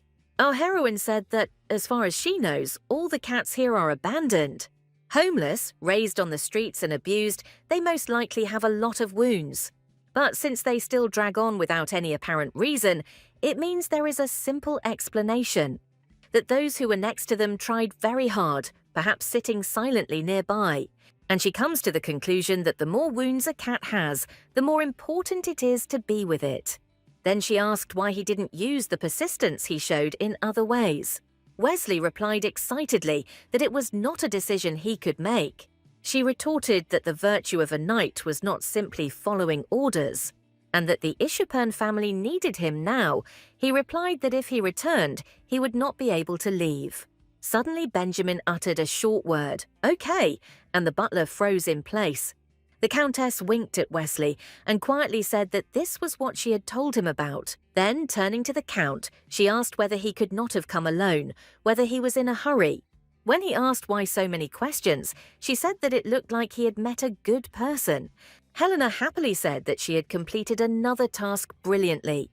His question whether she liked the result, she said that now the Count's family would prosper. He noted that this was wonderful, but that she should wait and see what happened next. Our heroine asked if he was serious and thought that sometimes he surprised her. But at that moment, she completely forgot what kind of person the Count really was. After some time, the Countess looked at the chandelier and did not understand what she had done to deserve this. A few days before the incident, Helena went around all the closed premises. In the next lock, the key slowly turned and with a soft click, the door opened. She found herself in an office that was much tidier than she expected. The changes were quite significant, so she expressed her gratitude to Wesley. Pleased by the fact that the office remained untouched by the fire, the butler approached her. He said that the previous Count conducted all his affairs here, which means everything should be here. In the box, she found bank accounts, business documents, and contracts. She was delighted because everything valuable was found, and, of course, in a locked room. Even if a negligent heir wasted 5 years, the county should not go bankrupt. After looking through a couple of documents, I asked Wesley why he stayed in Gok. He replied that he could not abandon several enterprises that he conducted on behalf of the Count. The Countess said that it meant that those whom he did not control were taken over by his trusted persons. It wasn't very good news, but she knew that now everything would change, because with these documents, she will be able to put pressure on these trusted persons. The butler noted that, as expected, the lady was not as simple as she seemed. Then he added that he was delighted, and it seemed the well-being of the Count's family was in her hands. Having said that it is still too early for admiration, we still need to sort out current affairs. She was so engrossed in her work that she didn't even notice how evening had come. I thought that this noble house really has a long and rich heritage. In front of her were the ledgers, the contracts, and the inventory list Joe had compiled. She had so much to do that she felt like it would never end. Benjamin appeared at the door and asked what kind of place it was and what she had there. The Countess replied that he was probably here for the first time and that this was actually the main office. It was locked, but thanks to him she opened it and found the accounting books. She added enthusiastically that now she would be able to manage the castle properly. But in order not to hurt his feelings, she explained that it was only in her role as manager of Burwood. After listening carefully, he asked why she was waving this object. She replied that she wanted to check if she could squash the annoyingness in him. He came for a different matter, and her playfulness was not at all suitable for his solution. The Count asked the question that interested him, at least she repents. Helena did not understand why. He explained that he dropped everything he was doing and came all the way to go to find her. She replied that she had already apologized and everything else was his imagination and she had nothing to repent of. The answer was that at least she realized that next time she needed to say where she was going. He added that if she warned him, he would be able to accompany her. However, he saw that the Countess was not listening to him at all, immersed in her papers. This disregard of his wishes pushed him to a decision, and he warned her. He also said that since she was trying so hard for the castle, her position should correspond. The words sounded like a threat, so she tensed and asked what he meant. He asked her not to worry, he would take care of it himself, and said that he would not come to lend his back. In her heart, she blurted out that he was being petty, but still asked him to explain it normally. She couldn't understand him. He looked quite decent, but inside he was like a snake. I decided not to think about him because it would be more expensive for me, and it would be better to get down to business. When she followed the manager, she didn't even imagine that she would be so scared. Her scream of horror shook the walls of the castle. Joe asked her to calm down because they were fakes. The Countess asked what kind of room it was, and the manager replied that they found it during cleaning. She looked at the painted wooden figures and wondered what it could be. Perhaps some tradition of the Ishapern family, but why keep something like that in the house? Could this possibly be connected to a suspicious group, like a cult? To get used to the surroundings a little, she decided to look around and found his shirt. Then I thought that he sat there all night, cutting, and then just passed out. The wooden figurine on the table caught her attention, and she began to examine it. Imagine her surprise when she discovered an inscription for Count Winston. And the figure itself looked like her father's house. She wondered what it was doing here. When she asked if the room was locked, Joe replied that the door didn't close well. Thinking that there might be clues here, I decided to come back here to look around. I told the manager that this was the Count's personal space, so it was better to protect it. And it would be better if they didn't come here. Then she was going to take care of the chandelier. However, her plans were disrupted when the butler asked if she had invited anyone. But who could she invite to the castle when everything here was in such a terrible state? Wesley was in despair because the guests had already arrived. He didn't know how they could receive them. Our heroine thought about it. She had only recently arrived in the south and didn't know the local aristocrats personally. Therefore, I couldn't even imagine which of them decided to visit them. The worst thing was that key figures from Southern high society arrived. Countess Bryce, Marchioness Batch, and the main person, Duchess Muriel Russell, arrived. However, it was not the first time that Helena had found herself abandoned among aristocrats. She remembered well her first appearance in society as the daughter of a count. Young Lady Winston stood to the side and listened to the adults discuss her mother, Sandra. She understood that if she cried, her father would be very worried about it. If he tells why he is crying, those people will feel ashamed and they will not gossip. Our heroine, despite her young age, did not want to appear weak or pathetic. Having buried her grievances deep down, she headed towards the first group of aristocratic guests. Curtsying, she thanked them for visiting the Winston estate. It was on that day that she realized that even laughter could be used as a weapon. Meanwhile, the guests got out of their carriages and waited to be greeted by their hosts. Lady Bryce wondered if there were any servants there, and the Marchioness complained about the road. And then she added that the Duchess had come such a long way and they could not ignore her. Helena came out to meet them and greeted them, adding that it was a great honor for her. And she was glad to meet such noble ladies of the South, then introduced herself. Lady Bryce said the Countess had not appeared in society, and they were interested in what kind of person she was. Countess Ishapern apologized for making them wait for her outside for so long. But as they have probably already noticed, the castle is not ready to receive noble guests. In response, she heard a reproach for refusing hospitality to the Duchess of Russell. The hostess agreed that it was disrespectful, but she wanted to leave a good impression.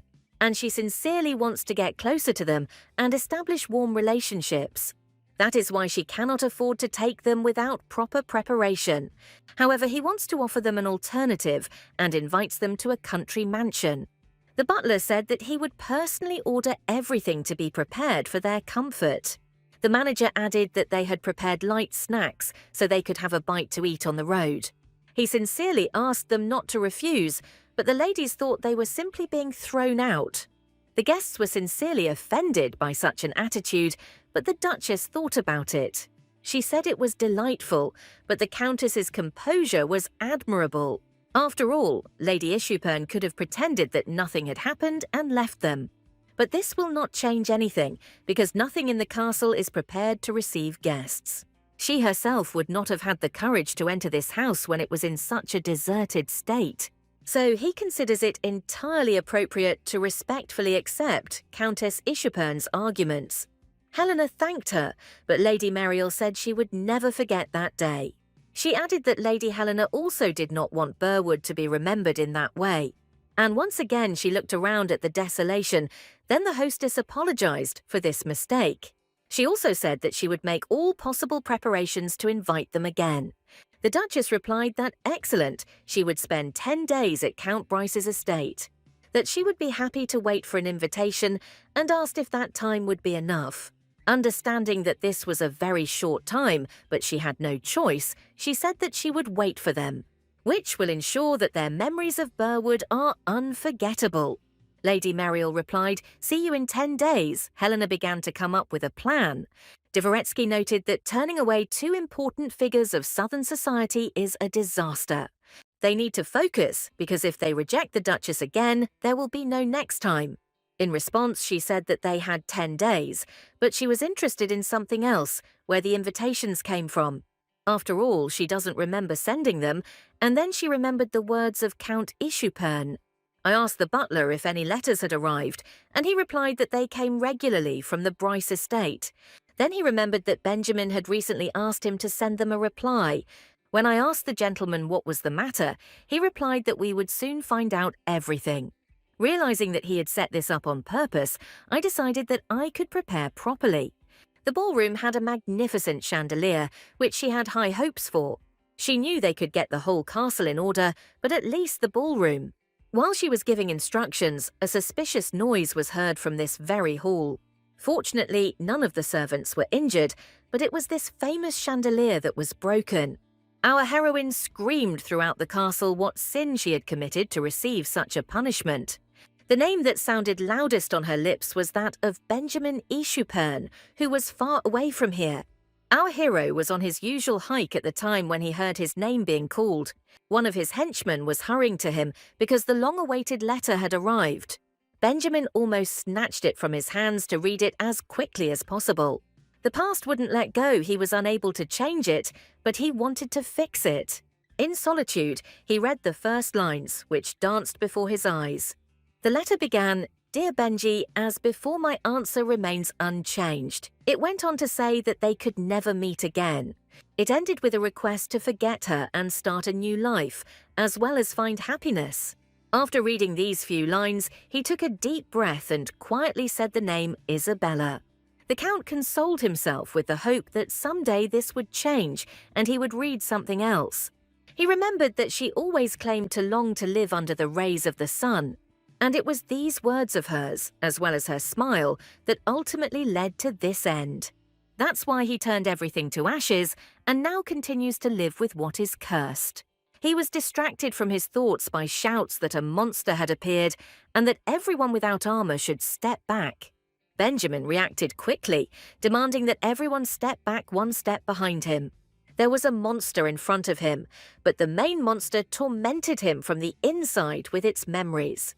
He looked at the open mouth and the words came out that the answer remained unchanged. The words that they would never meet echoed in his head as he fought. The Count continued his battle with the bloodthirsty monster, thinking, why not? This letter greatly disturbed him, but did not hinder him. Rather, it helped him defeat the beast. Isabella asked him to forget about her and live his life, but he did not forget anything. He couldn't bring himself to forget those happy moments of life when she was near. Now another of the monsters appeared before him. The Count was ready to meet him. Wielding his blade, our hero dealt one blow after another until it was all over. He didn't know how he could fulfill Isabella's request and find his happiness. Benjamin was so excited by the letter that he was ready to fight again and again. How can he be happy when he knows how hard it is for her to survive in that place? The battle with the external monsters was over, but the internal demons did not give me peace. He told himself that such a miserable life was not the worst thing that could happen. At least it's better than having to endure such a disgusting monster nearby. This day passed differently for our heroes, but not one of them was satisfied with it. Helena, thinking about the upcoming visit, slowly wandered through the abandoned garden. She saw Benjamin's lonely figure from afar and prepared herself for conversation. She already knew very well what she would say to him, but his appearance worried her. So she immediately asked what had happened to him, if he was okay. I asked him where he managed to bring himself to such a state. I asked him to tell me. In response, he only mumbled that she shouldn't pay attention to it, that everything was fine. There was such weariness in his voice that Helena became even more worried. When he said that it was none of her concern, she angrily called him hubby. Then she began to say that she had brought the butler to restore the castle. And when nothing has been done yet, he invites guests without even telling her. He was surprised that they actually showed up, then apologized that the ladies didn't understand him. Apologies were not enough for her, because he had let down not only her, but his entire family. Then she said that she wanted him to know that she didn't like him anyway. Helena began to express her request, but he replied that he understood everything and would go. He headed in the other direction from the castle, reluctantly telling her that he remembered something to do. She started to worry again and said that it was already late, what could be going on. She shouted his name after him several times, and he returned and approached her. The Count was emotionally exhausted, and he still couldn't tell what was on his mind. His inner pain was reflected on his face. Helena simply couldn't help but see it. She thought that when he looked at her like that, she began to feel like a villain.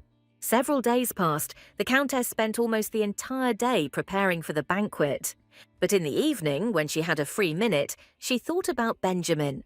She wondered what kind of person he was, and she told him that she didn't like him. He hadn't shown his face for several days, and she didn't even know if he had returned. At the same time, he himself is the first to get into fights and quarrels, and then almost cries. Did he really think that by making such a face she would rush to hug him and console him? She thought that he always started first, so she shouldn't be upset now. She has a whole bunch of things to do, and one thing is paramount. There is little time left before the banquet. And then you need to look for evidence on the suspicious group and report to the Queen. After all, as soon as she receives the title and land, she will get rid of him, and he will regret it. However, the problem was in the clues, there was only one suspicious place left. It was Benjamin's workshop, but she had no desire to go back there. But she needed to search her thoroughly so that she would have something to report to Lady Clarissa. She had a tense expression on her face, and the butler suddenly asked her about the pumpkins. Helena replied that she loved him, and Wesley said that was good because there was a lot of her. When she asked why, he replied that they bought them from the locals for the estate. There was a big harvest this year, so pumpkins are in abundance and are quite versatile. The Countess thought for a second, and the pumpkins gave her an interesting idea. Around this time, a holiday is celebrated that is very appropriate for this eerie castle. At her request, the butler brought her several especially large specimens. He didn't know what his mistress was up to, so he asked her to tell him what it was. When she shared her idea with him, Wesley enthusiastically supported it. 10 days flew by in the blink of an eye, and the noble ladies were on their way to the banquet. The Marquise asked the Countess if this was really the same famous sapphire. Lady Bryce was flattered that her friend had noticed her necklace. While they were chatting about the decoration, the Duchess thought that the road had not changed at all. She noted to herself that Countess Ishapern apparently simply hadn't gotten around to it. The ladies said that even families from remote areas were invited. The Duchess reflected that the courage with which time had been gained was admirable, but it seemed incredible to her to transform the castle into a banquet hall in such a short time. Guests were greeted by children in costumes who offered them sweets. Lady Bryce asked what these were: pumpkin lanterns and spiderweb decorations. The Marquise picked up, "This is probably a party in the spirit of the demon's night. She has heard of such things." Then she added that if you look closely, you can feel a certain carelessness in everything. Helena approached and said that she was glad to hear that they were familiar with this holiday. Ancient magicians believed that when the sun's power weakens, the monsters of the underworld rise. To harm people, and by lighting pumpkin lanterns, humanity dispelled the darkness. They scattered cookies in the shape of people, thereby deceiving hungry monsters. But after the real monsters became reality, the holiday turned gloomy. I asked what place could be more suitable for this tradition than this one. Then, smiling, she said there was no need to jump to conclusions and invited me in. There was a stunning chandelier in the middle of the banquet hall, and the Marquise was shocked. She asked if this beauty had been dropped on purpose for this holiday. This made the guests laugh, and our heroine cheerfully replied that one could think so. But the real reason is quite trivial. The lifting mechanism simply broke down. Someone in the room said that he would confess, and for a moment it seemed that this was the plan. The Marquise said that she was sincerely delighted and had never seen such an impressive reception. Helena replied that these were temporary decorations and that she was embarrassed to accept the praise. Our heroine added that, first and foremost, all of this is thanks to the residents of Burwood. They volunteered to help with the preparations, and she couldn't have done it without their help. And these were not empty words. She was truly very grateful to these people. The local boy sincerely wished his mistress a pleasant evening. Countess Bryce did not approve of such methods. She considered it a dirty trick. She thought that attracting commoners was going beyond all conceivable limits. She said out loud that Countess Ishapern's story touched her to the depths of her soul. It seems they were really in a hurry to decide to ask for help from ordinary people. Afterwards, she asked sarcastically who in their right mind would be proud that a chandelier fell. It was a tricky question. The guests fell silent. Everyone was curious to see how Helena would get out of it. The hostess replied that it might look that way from the outside, but she hadn't thought about it. And since they found the time to personally support her, it was worth preparing more thoroughly. She explained that this was her first time participating in the social life of the South, and therefore asked for leniency. Our heroine felt that Lady Bryce was not treating her very kindly. She thought that she should try to win this countess over to her side. So she said she hoped Lady Bryce would guide her in the future. She discouraged her guest with her speech and hastened to take advantage of this confusion. Helena invited everyone to follow her and taste sweets suitable for a demon's night. The guests were intrigued, so they immediately followed the hostess. Nobody paid any attention to Lady Bryce, but she harboured a grudge and decided to take revenge. Our heroine decided that the incident was over and it was time to turn her attention to other guests. She approached the Duchess and said that it was a great honour for her to see her again.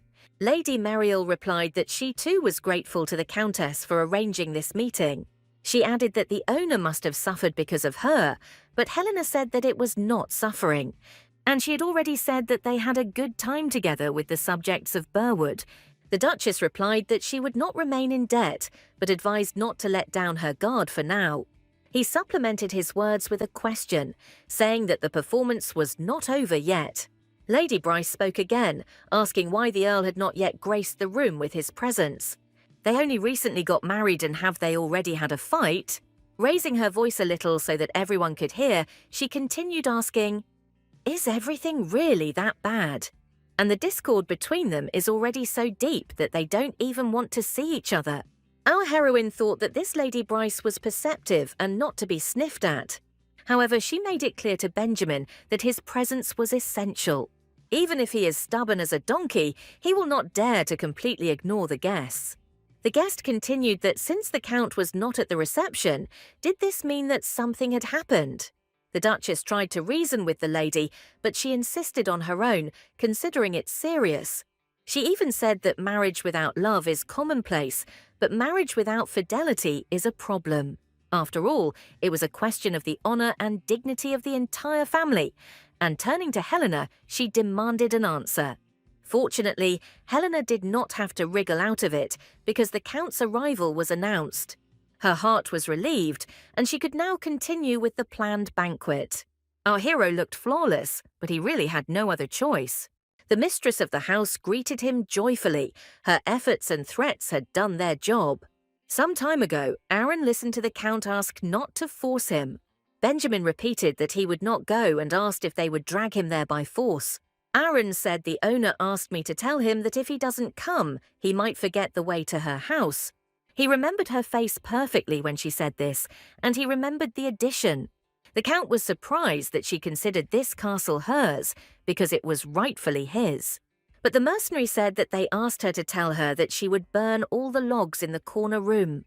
The gentleman did not immediately understand what was being discussed, but then he realized that it was about his carvings. He said let him burn it, it was fun, but Aaron reminded me of one story. Benjamin was upset when the Count kept the griffin figurine in the camp for a whole week. Aaron said that it might sound cheeky, but couldn't one get along with the mistress? Our hero replied that he didn't know if anyone could get along with her. Then I heard the answer, what about the butler and the young manager, not to mention the residents of Burwood? He continued that there might be disagreements between them, but what about the oaths that the Count had taken? That Benjamin also needs to put in a little effort, because everything that happened was his fault. Aaron believed that the gentleman should see and appreciate the results of the Countess's labours. The Count replied that that was why he was going there, and asked Aaron not to lecture him anymore.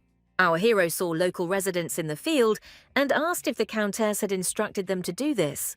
The man replied that no, he had simply finished working in his field and was now working here. After all, the lady worked so hard that he also wanted to help in some way. As he approached the castle, he thought that today it was as if everyone had agreed to talk about her. She was an inimitable aristocrat, and a childhood full of love played its role. I thought that now naivety and unpredictability follow her everywhere. About Aaron's words that maybe he should put in a little effort too. At that moment, all his previous thoughts disappeared. He did not recognize his castle. Then the Count decided that it was not difficult for him. He just needed to be patient for a couple of hours. His arrival was announced in the hall. He entered, and the first thing that caught his eye was her. When she smiled and said his name, he felt blinded by her. He would never have thought that he simply would not be able to take his eyes off a woman. Having greeted him joyfully, she said that the guests had been waiting for him with impatience. The ladies whispered that perhaps the newlyweds were enjoying their honeymoon. The lady reported that the Count had come from afar, where he had been on business, and wanted to rest a little. She promised that they would return soon, and then asked him to come inside with her. Our hero followed without complaint, and they didn't exchange even a couple of words along the way. Silence hung between them. Both were tense and neither dared to speak first. Benjamin couldn't resist, and started talking about how she looked today. She didn't let him speak, asking where he had been hanging around for so long and had only just appeared. That he understands that he doesn't like her and didn't want her to manage the castle. And this is the result of his actions, he interrupted her, asking when he said that he didn't like her. Then she asks him what he likes and receives the answer that this is impossible. When she asks how he doesn't like it and doesn't hate it, he replies that it's neutral. The Countess says that since they are not disgusted by each other, they can at least cooperate. She said she didn't expect any special participation from him, but at least to smile a little. She asks her to be polite to the guests. He replies that he will try, and she is surprised. She doesn't believe that these are the Count's words, but she still asks him to help her with the guests. Helena watched his behavior with distrust, but he carried out her request. Benjamin made small talk, and she thought he was really trying. But she couldn't shake the thought that if things continued like this, he would definitely end up in trouble. He looked very tense, and she decided to come to the rescue and help him relax. Helena called him sweet in an unctuous tone and invited him to dance before the performance. She tried to show him with her whole appearance that she was trying to save him and asking him to play along. Unfortunately, it takes her messages a very long time to reach him, and she begins to worry. Benjamin becomes even more tense, but remembers his promise and calls her sweetheart. Our heroine realized that, although it was unexpected, teasing him was quite funny. They began to dance in circles, and Helena felt his tension not go away. Moreover, noticing his flushed face, she decides to joke around a little more. In a playful voice, he asks, "His face is so red, maybe he's hot." Realizing that she was teasing him, he decided that he would not remain in debt. Stepping on the hem of her dress, he apologized innocently, citing the fact that he was a mercenary. Then he added that their relationship wasn't so sweet and that she was more of a wasp than a bee. She kept up with him, stepping on his foot. Then he asked if she was serious. Quietly, almost in a whisper, they began to quarrel pettily with each other. The Countess scolded him for treating her like that, even though she had tried so hard for him. In response, he asked not to get distracted, otherwise people would expose the actress of the burnt-out theatre. At that moment, she was truly afraid that she might embarrass herself like that. But looking around, she realized that it was his joke. The Count was shamelessly teasing her. Benjamin almost silently countered that it was all her fault, and she relaxed. That day, oddly enough, she really immersed herself in the festive atmosphere. Our heroine was having fun, and at least for a short while she forgot about her intentions. However, the true purpose of her appearance in this castle did not fail to make itself known. Having gone up to her room, she decided to take a breather and reflect on the events. Helena was pleased to remember that Lady Bryce had become quiet after what had happened. Benjamin, to her surprise, looked quite decent in the outfit she found. She praised herself for her improvisation skills, as she had a very modest reception. She remembered the balls that the Queen had given. They were always magnificent. Tea parties at court were unforgettable. She did not know if there would be any more meetings with the Queen. Reflecting back, I thought I hadn't realized how valuable it was back then. Nothing marred her quiet evening until she discovered a letter from Lady Clarissa.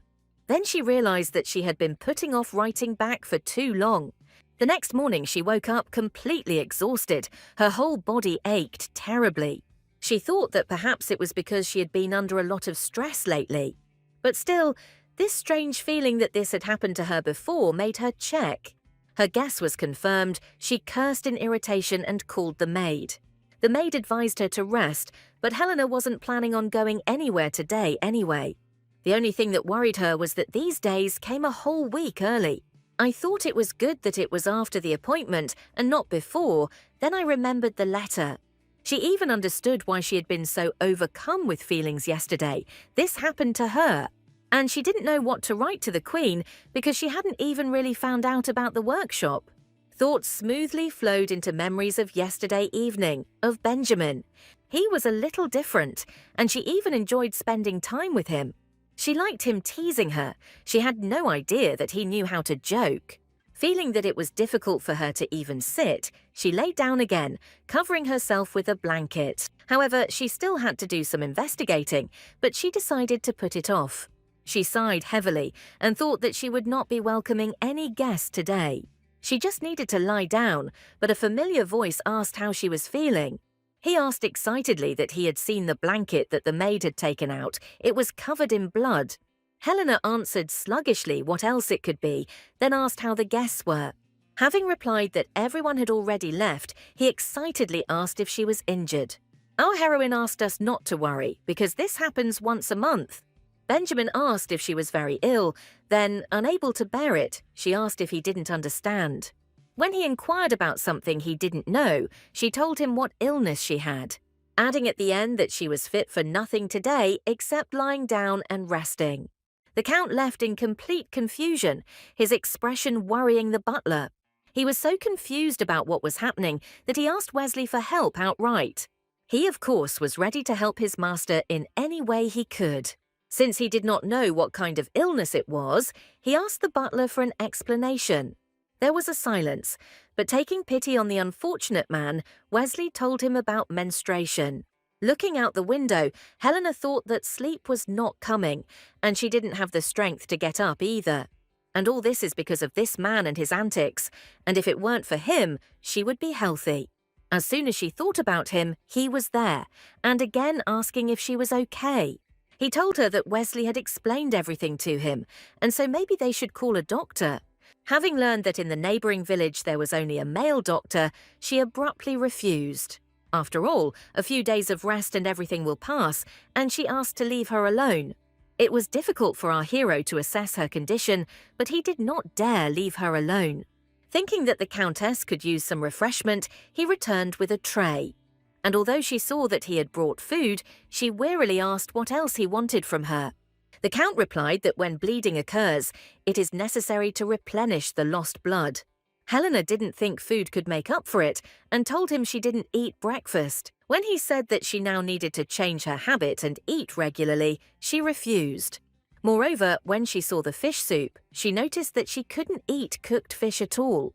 Not noticing her whims, Benjamin tried to feed her at least something. No matter how much she refused, he stubbornly continued to insist on his own. As she continued to say that she didn't want to, she wondered how anyone could be so stubborn. The Count said that he understood that it was painful, but he needed to eat to regain his strength. At some point, Helena even thought that this was not a husband, but a real punishment. About the fact that she is tired and why she has to spend energy on eating food. She no longer knew what to say to him, only to send him away and rest. Having somehow chewed a piece of bread, she looked at him angrily and asked if that was enough. Then, in a plaintive tone, our heroine expressed her request that he leave. But it wasn't that easy. He wanted to show at least a little bit of his concern. She was looking forward to the moment when she could finally be alone. He sincerely praised the Countess. Benjamin wished her rest and said that he would not interfere. Before leaving, he added that he would ask for some hot tea to be brought to her. Helena thought that she shouldn't expect that if he made such a face, she would forgive him. Also, as soon as she gets better, she will immediately run to look for clues. Her eyes were closing as she dreamed of a title and a plot of land awaiting her. Her thoughts were confused. She realized that she really had been tired lately. She was exhausted not only physically, but also emotionally, and after thinking about it, she fell asleep. Helena saw her worried parents. They sincerely sympathized with her. Father even said that he ordered her favorite dish to be prepared, but first medicine. Then she saw her half-sisters and brother nearby, who asked her not to get sick. For a second, our heroine thought that she was home again, and she wanted to cry. In fact, she didn't even suspect how much she missed home, her name was called. Suddenly, instead of her relatives, Benjamin appeared next to her. It was he who called her. She asked him how he got there, and he just silently brushed the crumbs from his face. The Count smiled, saying that she was a clever girl, and disappeared without a trace. She was alone again. Completely at a loss, our heroine called him, but there was no answer. Instead, the Queen appeared before her and said she was incredibly disappointed. Helena mumbled the title, but she said she was trying to break her promise. Then, for some unknown reason, she started talking about tea, which wouldn't hurt at all right now. Seeing a full cup in front of her, our heroine completely lost her desire to drink it. But Her Majesty did not accept disobedience and demanded that Helena drink. Trying to stop the trembling in her hands, the Countess reached for the cup and lifted it with effort. However, this attempt was unsuccessful. The cup slipped and flew to the floor. Helena knew she hadn't taken a single sip and didn't understand why she felt cold. She felt her whole body go numb and screamed in her sleep, "Don't disappear, please." She was getting worse, her chest was bursting, and from her lips came out, "I don't want to lose you." Benjamin was haunted by worry about her condition, and he reproached himself terribly. After all, he didn't notice anything at all and didn't want to indulge her whims. At least that's what he thought, but now he saw how drained she had become over the past few days. He scolded himself, so he promised himself to keep a close eye on her diet. He met a young manager in the corridor, and the Count decided to find out where he was going. "And what is this pile of documents he has?" He replied that the lady asked him to bring this. There are mostly receipts for suits, payroll, and tax papers. Handing Joe the tray, the Count said that the lady was not feeling well and that he would take care of everything himself. The manager suggested calling a doctor and told him all the good things he knew about him. The Count remembered her words that she would show her body to a strange man. So he asked Joe to find a female healer, and he replied that he would try. Having glanced at the papers, the Count wondered how this fragile woman copes with everything. And she also had to prepare for the reception alone, and that's why she fell ill. Benjamin felt extremely embarrassed by his behavior, as it was not typical of him. I thought that this time he really did behave like a stupid little kid. Continuing to scold himself, he entered the room and heard her moans. He saw her tossing and turning in bed, muttering something incoherent all the time. In those moments, the Count forgot about everything in the world. The main thing was to save Helena. It was late evening. The stars came out into the sky and illuminated the gloomy castle of Ishupern. Our heroine came to her senses and opened her eyes, but felt that she hadn't gotten any better. Looking out the window, she asked in a weak voice if it was really night already. Turning her head, she saw Benjamin next to her and complained that she had something heavy on her hand. Without looking up from the documents, he advised her to get some more sleep. It was still night outside. When I found out it was already 10 o'clock, I realized that I had fallen asleep right after I had breakfast. Having confirmed her guess, he added that she had been tossing and turning, then had broken out in a cold sweat and fainted. Afterwards, he continued grumpily that it was mind-boggling how much attention the castle required.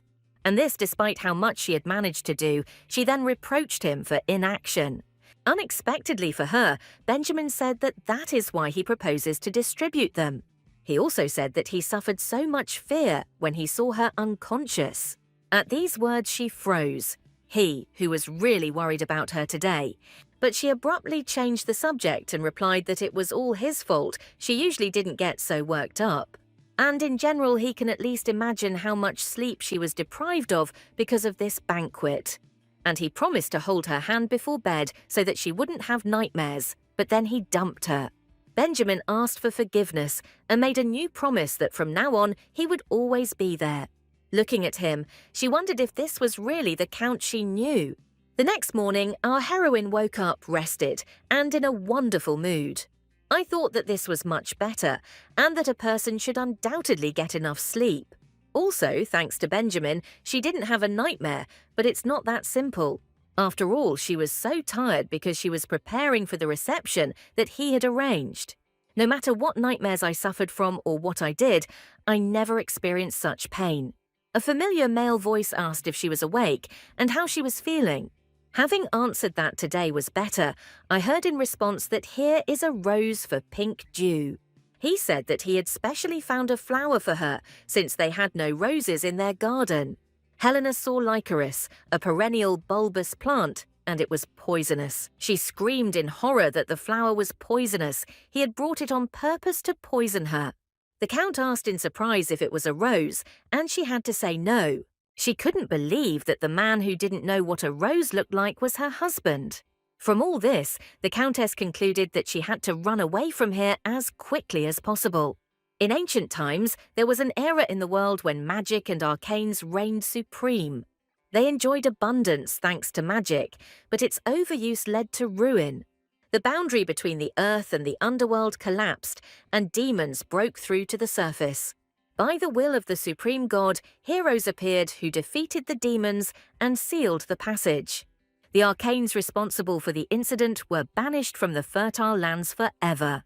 Thus ended the age of magic, and the only remaining reminder of it was the demon forest. He divided the north and south of the Cardia Empire. All these are legends about the magical era. Our heroine remembered this when she decided to check out Benjamin's workshop. The capital's defenses were so impregnable that they never saw any monsters. But since I moved to the south, I've seen all sorts of people, even those I'd never heard of. However, she was distracted because she came here for evidence, but she was unlucky again. A Count appeared from behind some sculpture and asked what she was doing there. She replied that nothing, she just thought she saw him there and decided to check. When he asked her if she was looking for him, Helena replied that, in fact, you could say that. Thinking to myself that I came looking for clues to send him straight to hell. She explained out loud that this was his hobby, and she was simply interested in understanding what it was. The Count was suspicious of her words, but he wanted to believe her, at least a little. On the other hand, Benjamin even wanted to share his hobby with her. However, he studied her so intently for a couple of seconds that Helena felt uneasy. They certainly became a little closer after the reception, but she wasn't ready for more. She was about to flare up, but suddenly he decided to show her the figurine. The Count said he made it recently from a wyvern horn and used a new technique. Then he decided to show her another one, saying that there were little fairies in the demon forest. When they meet, they are dangerous, but outwardly they are pleased and sweet, but it didn't seem that way to her. He enthusiastically told us that a fairy should have wings, but that it was difficult to do. For now, he has given up on this idea, although if he adds lace it might work.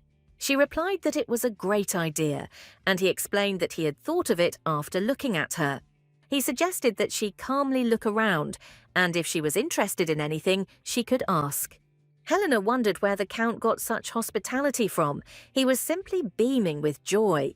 She should have taken a closer look around here, but in her opinion, there was nothing to see. Looking at the shelves, she suddenly saw an attractive female figure. When he quickly snatched it, she asked if it was his first love. His words and movements only aroused more suspicion, and she said so. He didn't give it to her, and she asked what was wrong with that, since it was a marriage of convenience anyway. Moreover, as a wife, she is interested in her darling's preferences in women. Benjamin persisted. He sharply replied that everything was not like that at all. It was simply impossible, and that was all. At that moment, their eyes met, and he lost his vigilance for literally a split second. However, she turned out to be more resourceful and took advantage of the opportunity that came her way. She began to quickly examine the figurine. Benjamin said that was enough and took it away. Then he added that it seemed she had already seen everything and could now return. He removed the figurine, and Helena asked if he had placed it higher on purpose so that she could not reach it. The Countess said that it was suspicious, but he insisted that it was nothing special. As he saw her out, the Count started talking about dinner, advising her to get ready, as it was already getting dark. But no matter how much she asked to show her again, Benjamin remained adamant. However, she was troubled by what she saw on the back of the sculpture. There were ancient symbols in the language of the Arcanes, but these writings have long been forbidden. Our heroine wanted to make sure she was right so much that she went there in the morning.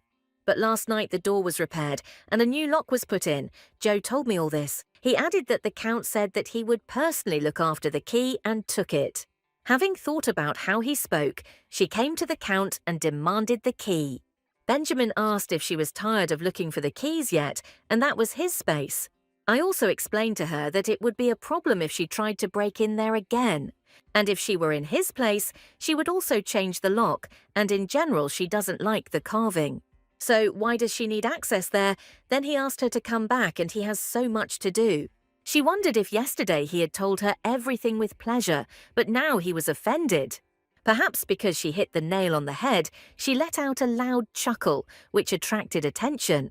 And not only his, and she continued that it seemed like it really was a personal space. And if he so wants to hide that woman's figure, then she should respect that. Our heroine added that she hoped this was just a memory of the past. There was a whisper on the training ground, so it was about some X. The Count tried to put a stop to this chatter, but it was not as easy as he wanted. Having said that, it seemed he had disbanded them. He ordered them to gather immediately, and they set out on a campaign. Erno quietly asked if they were talking about the female statuette that the Count carried with him. Watching his squad fuss about getting ready, he answered evasively, maybe.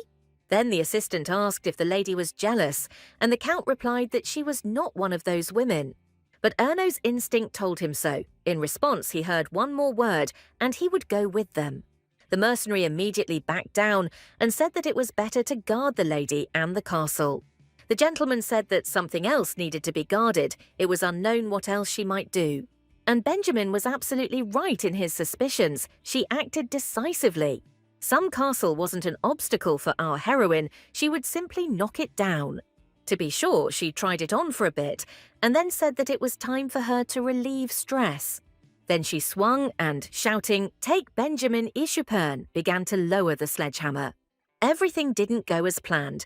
Not only was she distracted by the scream, but the blow also missed its target. In front of her stood Aaron, whom she immediately asked why he wasn't on a mission. Then she asked if the Count had left him to spy on her. In response, he asked her to talk calmly first. She believed that they needed to continue. She demanded that he return the instrument to her, but he said that he would explain everything now. There was a misunderstanding, and this statuette is just a talisman for the gentleman. And when he looks at her, the expression on his face is not the same as when he looks at his beloved. It looks more like this when Aaron himself thinks about his sisters, and in general he has known the Count for a long time. And in all these years I have never crossed paths with the one depicted on this statuette. The Countess stopped this speech and asked if he meant to say that she was jealous. When he asked again that she was not jealous, she shouted a negative answer. Smiling, Aaron said, "When the lady gets angry like this, it looks like jealousy." That's why he feels relieved, because it speaks of a special relationship between them. Her negative answer thundered throughout the castle and frightened even the crows on the roof. Left alone in the evening, our heroine began to reflect on this. How could they even think she was jealous? She just needed evidence. That's why she wanted to check the writing on this figurine to see if she had anything to write on it. But Benjamin is so obviously hiding everything that it only makes her more suspicious. Of course, owning a figurine with such inscriptions is not a crime. She remembered the Arcanians. They looked ominous because of their glowing eyes in the dark. The Count also had red eyes, but they did not glow in the dark, and he was the legitimate heir of the family. But if Benjamin was in any way connected to the Arcanes, that would change things. Helena never understood this whole attitude about discrimination based on appearance. She wasn't sure if there were ancient writings there. Maybe she misunderstood. Therefore, I decided that I should first make sure and then write to the Queen. Helena decided that since things had turned out this way, she would have to reconsider the whole plan. When he appeared at the door, she greeted him happily and asked how his day had been. In response to his surprised look, she asked if this was not how a wife should greet her husband. Her plan was simple.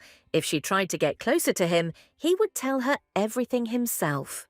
Benjamin replied, "Every day the same thing, he surveys the area and catches monsters." She sweetened the pill by saying that it was impressive. He was the best swordsman in the kingdom. He hesitated from embarrassment and said that it wasn't that much. She realized that she was doing the right thing. "That's why I asked him what was wrong with his hands. They were all cracked. If they fell into the water, it would hurt." Continuing in the same spirit, she did not pay attention to his answer that he was not in pain. She said that they were chapped here too, but she had such beautiful hands and they needed to be taken care of. Dragging him across the room, she asked him to come with her there for just a minute. Helena began to describe that she had brought cream and aromatic oil with her to the castle. Our heroine enthusiastically said that if you rub it on your hands, it will become much better. Then she started telling me that in the capital there are salons where they take care of your hands. That she once went to one with Lady Clarissa and really liked it. There they gave me a massage with warm water, then applied a lot of oil, and it was so nice. By the way, she added, the salon also does nail art. They matched her manicure to her eye colour. That it was a green and gold design, and he has no idea how much she liked it. Continuing to chirp, she pointed to the irises of her eyes for the Count to appreciate. Then I moved on to the Queen's jewellery, which was impressive. Our hero felt unusual. For some reason, he even found it difficult to breathe. Finally letting go of his hands, she announced that everything was ready and looked at him.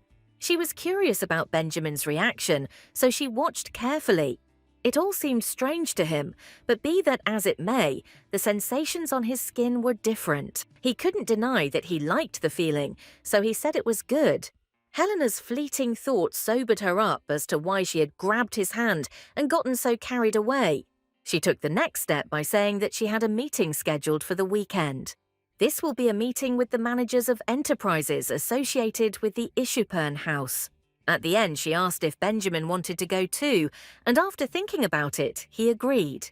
The Countess thought that she had been a little hasty with her question. She should have prepared it. But she worried in vain because he calmly said that he would free up time. It was surprising. She thought that he would again pretend that it did not concern him. Although after that day, Benjamin always returned home, no matter how late it was. Meanwhile, the Count said that it was already late and asked if she was going to bed. Our heroine didn't even expect to be so happy about this simple question. He wished her good night and soon fell fast asleep next to her. Now she got to know him better and realized that the Count was a rather frank person. She even felt awkward because the day when she would be honest with him would never come. And all this because she is obliged to keep the promise she made to the monarch. The Countess prepared for the meeting. She took a map and prepared reference materials. She was a little worried, but she knew for sure that she had prepared perfectly. When she asked if everyone had gathered in the reception hall, the butler replied that everyone had arrived. Adding that, including the business owners, the Count is waiting in the corridor. She needed him at this meeting, and unexpectedly, he even agreed to such cooperation. Wesley, having collected the documents, said excitedly that he hoped everything would go without incident. The butler was also very worried about the outcome of this meeting. The entire county depended on it. The Countess smiled back, asking how anything could go wrong when she was here. What is there to worry about? She will definitely win, and let them wait for her victory. Trader Burrell said that if everything remained the same, he would leave immediately. After all, the county of Ishupern unilaterally terminated the investment without explanation. And isn't the breakdown in relations a consequence of the Count's incompetence? And in general, he is impudent. The builder of Mycenae asked to be careful because the Count was still the master of Burwood. Trader Duval said they had always had a mutually beneficial relationship. Therefore, if the Count decided to start anew, he should be supported, but Borrell spoke out against it. Our heroine thanked everyone for coming despite all the differences. Duval responded sincerely that this invitation was a great honour for them. The Count and Countess walked in together, and she asked everyone to take their seats first. The first reason why everyone was invited is that the Count's house wants to apologize. She continued by saying that she was grateful that everyone came despite the losses they had incurred. McKenna replied that she had nothing to apologize for. The county was probably going through difficulties. Things don't always go smoothly in business, and she replied that these words eased her soul. Borrell, however, was not so friendly, saying that he wanted to clarify something first. A few years ago, they rejected everyone they sent, so why have they changed their mind now? This changed things somewhat, and she asked if it was true, and he simply kicked them out. Benjamin reluctantly replied that he had no desire to meet them at the time. The trader continued that, having lost the investor, they were able to survive only with their own funds. Then they knew nothing when the transfer of the Count's title suddenly took place. Therefore, if my lord wishes to cooperate, then let him first give grounds for trust. The Count replied that he remained in the castle only because he was the only heir. Borrell stated that the Count had not changed and still did not intend to admit his guilt with dignity. These were rather unpleasant words, especially since they were thrown out in public. However, the Count responded with a question. Wasn't it Borrell who always looked away? And he was also afraid to speak openly in front of him, but now he started talking about trust. And if this is really so and the merchant does not trust the Count, then let him trust the Countess. Our heroine was going to make a proposal, but later, and this was unexpected. Duval replied that they were now doing well even without the Ishupan Count's house. And if the county wants to establish new cooperation, then it has to offer something. The Countess smiled mysteriously because her star turn had finally arrived. She said that, of course, she did not come to this meeting today empty-handed. The Countess said that she had brought a proposal that should interest them. Given their location, she planned to develop Burwood into a new hub. Duval said she meant something like Duras or Larynx. However, he added that Duras has the advantage of being close to the capital. And in Larynx of the Duchy of Russell, one of the few young gates is located. But she doesn't take into account that Burwood has neither one nor the other, and how a centre can be created. She replied, but they have the Lucca trade route, which connects the east and west in the south. McKenna responded by saying that Gohar was meant, and that there was a certain meaning to that. The gates are accessible to a select few, so developing the city bypassing the portals is more promising. After some discussion, the meeting decided that Gohu could be made the largest city in the south. Helena said that's exactly what she meant. Together they can build a metropolis. Later, she said that it was worth talking about money, and the traders became more active. She added that she knew it would work, and the Count said that everything worked out thanks to her. Then I asked her how she came up with this idea, and she replied that the trip for Wesley had an influence, explaining that if they get the infrastructure and security in order, they can handle it. The Count replied that they had enough people for security and would be able to attract investment. She had another idea, but right now she was more concerned about Bogle's behaviour. She asked if the Count had already met with the merchants, and he replied that there had been meetings. To her question why he ignored these people for these years, that he made a mistake. He did not look at the papers properly and found it difficult to understand the contents. Then she said that he had people who could help him, he was their leader. He replied that they were unhappy with him, but Helena thought they were afraid, not angry. Benjamin reluctantly said that it was his eyes. He had heard their conversations then. The traders in the corridors were discussing how when he looked at them, they got goosebumps. Helena asked again in surprise about the eyes, and he replied that there was such a thing. Then, saying that he had to leave early tomorrow, the Count advised her not to overwork herself. Noticing that Benjamin had eaten almost nothing, she became worried. She still had questions, so she turned to the butler and asked what he knew, explaining that he was worried from the very beginning as soon as they started talking about this meeting. Wesley did know much more, but he found it difficult to talk about it. He said that living in the south is dangerous, and encounters with monsters are not uncommon here. This is why the fear of them is especially strong here, as is the hatred of their existence. Therefore, the Arcanians, who caused the appearance of monsters, are now objects of hatred and contempt. Helena asked in an irritated tone what this had to do with Benjamin. After all, unlike the Arcanians, his eyes are initially red and they don't change. Wesley replied that it was all true, but that symbol alone was enough to make people afraid. The idea of turning the provincial and dangerous town of Gohar into a metropolis captivated the merchants. The builders did not stand aside, and after inspecting the city, advised building a protective wall. With winter coming, the monsters will be more active, so it would be good to finish before then. We also selected good stores that will be put in order first. The Countess said that she would take into account the opinions of traders and builders regarding the order of improvements. She continued that they had raised enough funds, so it should go quickly. When our heroes returned home, the butler praised them and offered them caramel. Helena praised Wesley for even taking care of this, but he asked her not to overpraise him. Benjamin said that he didn't want anything sweet and asked that they bring him a regular lunch. However, the Countess still wanted to treat her husband, so she did it. Having already stuffed it into his mouth, she belatedly asked him to try it and laughed. Then, becoming more serious, she asked Wesley if they could spend so much money on sweets. The butler replied that sugarcane was grown in the south, and that was why there were many confectionaries. He also said that the family also has a plantation, but it may be abandoned. She immediately thought that it would be profitable and would do it when she was free.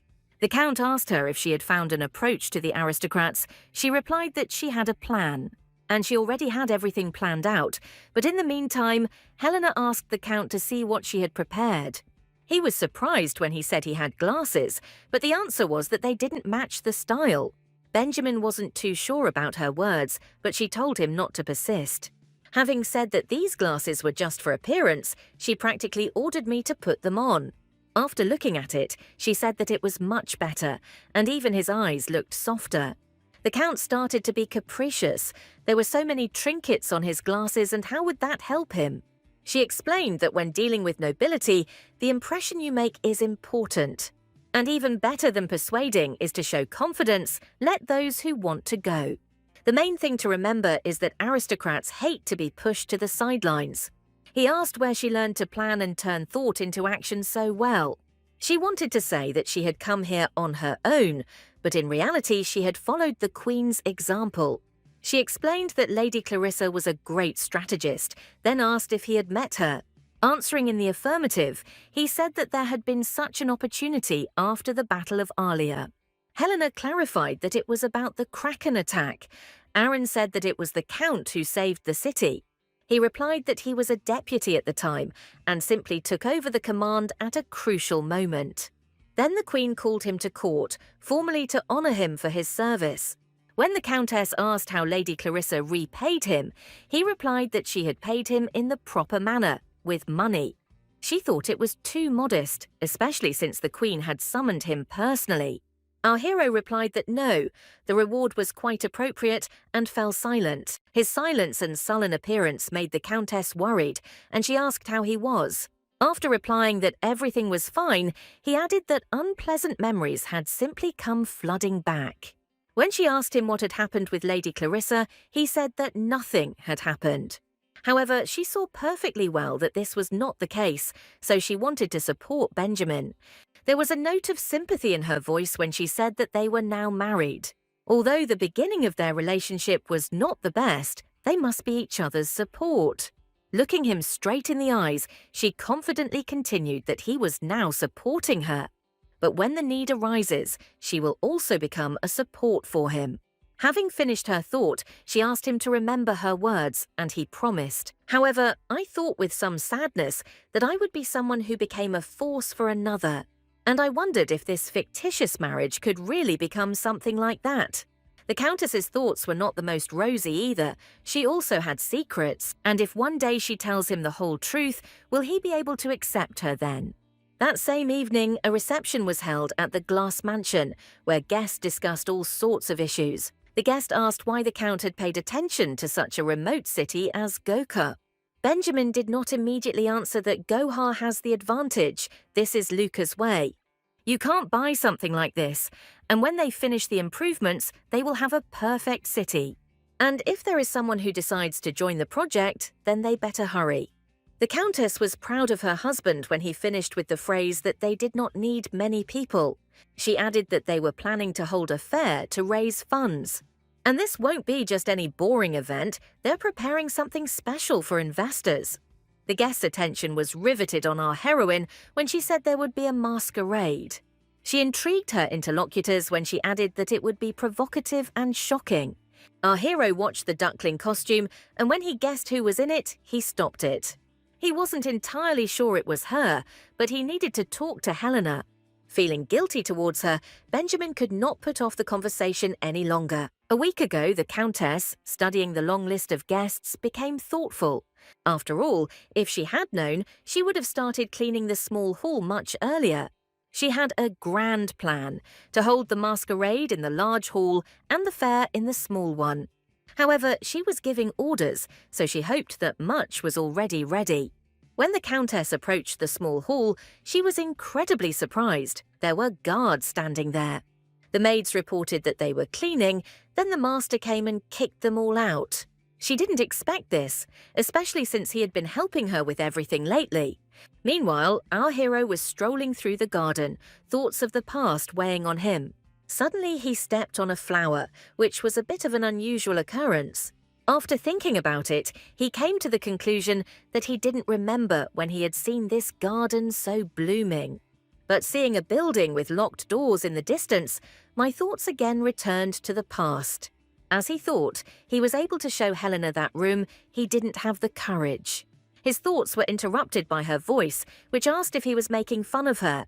She shouted at him her question. On what basis, damn it? He closed the hall. Without looking her in the eyes, the Count said that the room had suffered the most. She was not satisfied with this answer because there were no suitable rooms in the castle at all. When he advised her to use the large hall, she replied that there would be too many guests. The Count said that it was impossible to go there and, asking not to be angry, asked to find another solution. She was stunned by his answer because he understood everything and agreed to cooperate. Not understanding why he changed his mind, I asked him to say that he might have complaints about the organizers. Finally upset, she said that it was because he didn't like her.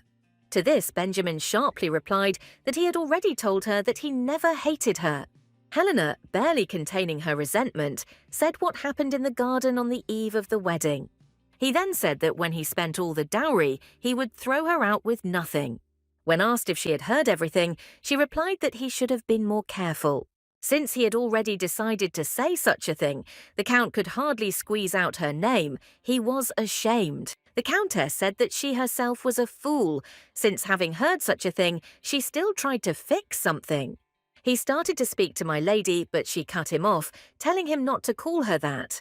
She could no longer contain herself, so she said that she refused to be his wife. Then she rushed out of the park, shouting that he should never approach her again. His heart sank in his chest. He looked after her, but he understood that he would not leave her. That day he was so enchanted by her that he was terribly angry with himself for this weakness. All these words were dictated by the fact that he was trying to hide these feelings from himself. Now it seemed to him that everything was over, but it wasn't supposed to turn out this way. At a charity fair, the ladies discussed the statuette her father had given her. It was made back in the age of magic, and only today the owner of the house put it on display. One lady told her friend that she wanted to bet on this statue in case she got lucky. Helena was glad that she was lucky with the weather, but if it weren't for the Count, it would have been calmer. She thought that if he didn't like her, why bother him so openly? Perhaps, of course, she was hasty in recalling that conversation on the eve of the wedding. Although if you look at it that way, she is the Queen's spy and she needs to dig under Benjamin. Instead, she revives Ishupern and gets involved in quarrels, not at all like herself. Duchess Russell asked that she must be very tired preparing for this holiday. Helena, on the contrary, thanked her for brightening the evening with her presence. Lady Meriel replied that in such an important matter, the Duke's house could not remain on the sidelines. Then the Duchess apologized for coming without her husband, but he was unwell. Helena wished the Duke a speedy recovery while hiding from the Count. She had to explain to Lady Meriel that she did not want to face her husband at the moment. explaining that she was too angry now, but if she saw his face, she wouldn't be able to bear it and would forgive him. She continued plaintively that she didn't want to forgive now, and the Duchess offered to help. Then our heroine asked to change costumes during the masquerade. A fairy maid and a lady with devil wings and a paper crown paraded through the hall. This whole spectacle made Benjamin slightly irritated. He considered it madness. He continued to remember his conversation with Aaron. Could she really have heard everything then? Then her words about how they should support each other came back to me. Now he couldn't find a place for himself. He had to explain everything to her. He was looking for her. I thought Helena definitely said she would wear a cat mask, but I haven't seen one like that. However, another costume caught his attention. He would not confuse the Countess's laugh with anyone else's. The Count could not take his eyes off the dancing duckling. Everything in his movements was familiar. The duckling continued his performance, and Benjamin decided to wait a little. When the suit bowed, the Count's doubts were almost gone. It had to be her. The guests applauded the duckling's performance, and he thought it was time to act. He began his movement towards her, but he did not have the strength to delay any longer. Clutching the wing resolutely, he spoke her name and asked her to speak to him. Helena didn't want to be exposed, so she continued to play her role. Moreover, having assessed the situation, she realized that she had no escape route. Then, flapping her wings, she began to say that he was mistaken, that she was not that person. And if a minute ago he still doubted something, now he is completely convinced. He honestly asked her forgiveness for his behavior, but did not release his grip. Helena became quiet in her suit, then the Count asked her to talk to him. Without wasting precious time, Benjamin lifted his wife onto his shoulders and left the hall. This caused a variety of emotions among the guests, both bewilderment and approval, but they did not interfere with him. Through her mask, Helena hissed at him to let her go to the ground. She wasn't luggage. When I felt the floor under my feet, I calmed down. Then I heard the question, "I'm happy." Without answering, she asked him how he could know that it was she. Having replied that there were ways, Benjamin began to try to pull the duckling's head off her. When she asked him what he was doing, he replied that he was trying to take it off, since it was impossible to talk. But when she asked what was right there, he realized she was naked underneath. She confirmed, adding sarcastically that he also doesn't wear another one under his suit. When he became embarrassed, she said that she was wearing underwear, and what was he thinking about? Deciding that it was better not to continue this topic, he agreed to talk to her in this form. The Countess began to say that she was still angry, but at that moment a melody began to play. They looked stupid, and a whisper could be heard in the hall about why the Earl Cat and the duckling weren't dancing. In order not to attract unnecessary attention, our hero invited his partner to dance. They might have looked a little ridiculous, but the Count didn't care at that moment. He said out loud that they were in plain sight and asked if she was still going to do nothing. Then he added another question. Does she really not like living up to expectations? She remembered that he couldn't dance the waltz, but the melody was specifically for that dance. When he replied that all the dances looked the same, she stepped on his foot in revenge. She whispered that from now on he should always adjust to her. They continued to waltz, she tried, although she was not too comfortable. The Duchess watched the couple from afar. Of all the guests, she was the only one who knew who they were. The rest of the guests discussed this sweet scene, and they especially liked the spider duckling. Her costume, coupled with her dance, did not encourage conversation, so she thought. Why was it that every time she looked at him, she found him too seductive? Even now, when he is so close to her, her heart begins to beat faster in her chest. Benjamin decided to continue the conversation and began by apologizing to her. For my thoughtless remark, because if I had heard something like that myself, I would have been angry too. He continued that if he had to justify himself, then Ishapern really did need the money, that he doesn't trust the nobles, and that something terrible once happened in the small hall. This place cannot be shown to guests, but he admits that the method was unauthorized. It was strange for her. She should be glad that he was opening up, but it was getting harder for her. She must fulfill the Queen's order and one day leave this place forever. The Count began to say that he could not tell her everything now, but she stopped him. She said that everything worked out with the fair and that the situation made her angry but didn't really get her stuck. But she feels sorry for him because suddenly there would be another woman who would suit him better. However, he got her, and they don't match, neither in communication nor in time. To this, Benjamin said that she never thought so, and she noted that they did not match. I thought to myself how such a naive person like him could not have hatched a conspiracy. So even if she keeps looking for clues, he'll be fine. She regretted that she couldn't send him back, but if that was the case, there was nothing she could do. Whether he lives alone or meets someone else, the main thing is that he lives well. The dance ended and she said that she was no longer angry and asked not to worry. She felt that it was difficult for her to be near him.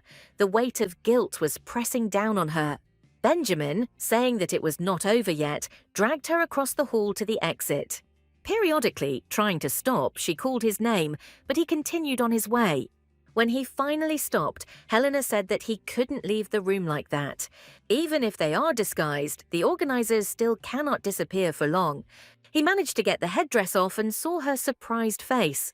It was so beautiful in those moonlight rays that he was overcome with gratitude. He was simply grateful to fate that this woman was next to him that evening. Without realizing it, he gently lifted her chin. He kissed her forehead and spent a few moments enjoying the scent that emanated from her. Conflicting feelings fought furiously within her, but reason prevailed. But when their eyes met, she thought she could just drown in him. It took another couple of long moments before Helena could pull herself together. She couldn't afford to relax, so she asked what it was all about. The answer was that he himself did not understand how. He simply did it because he wanted to do it. This is what she didn't expect. He was serious. First he kissed her and then blurted out such a thing. Then she asked if it was not because of feelings, then why because of a sexual impulse. She added the thought that even if he is overwhelmed with hormones, they have a different relationship. She could barely breathe in his arms as he told her it was his way of saying thank you. Helena noted that he had a rather strange way of expressing gratitude.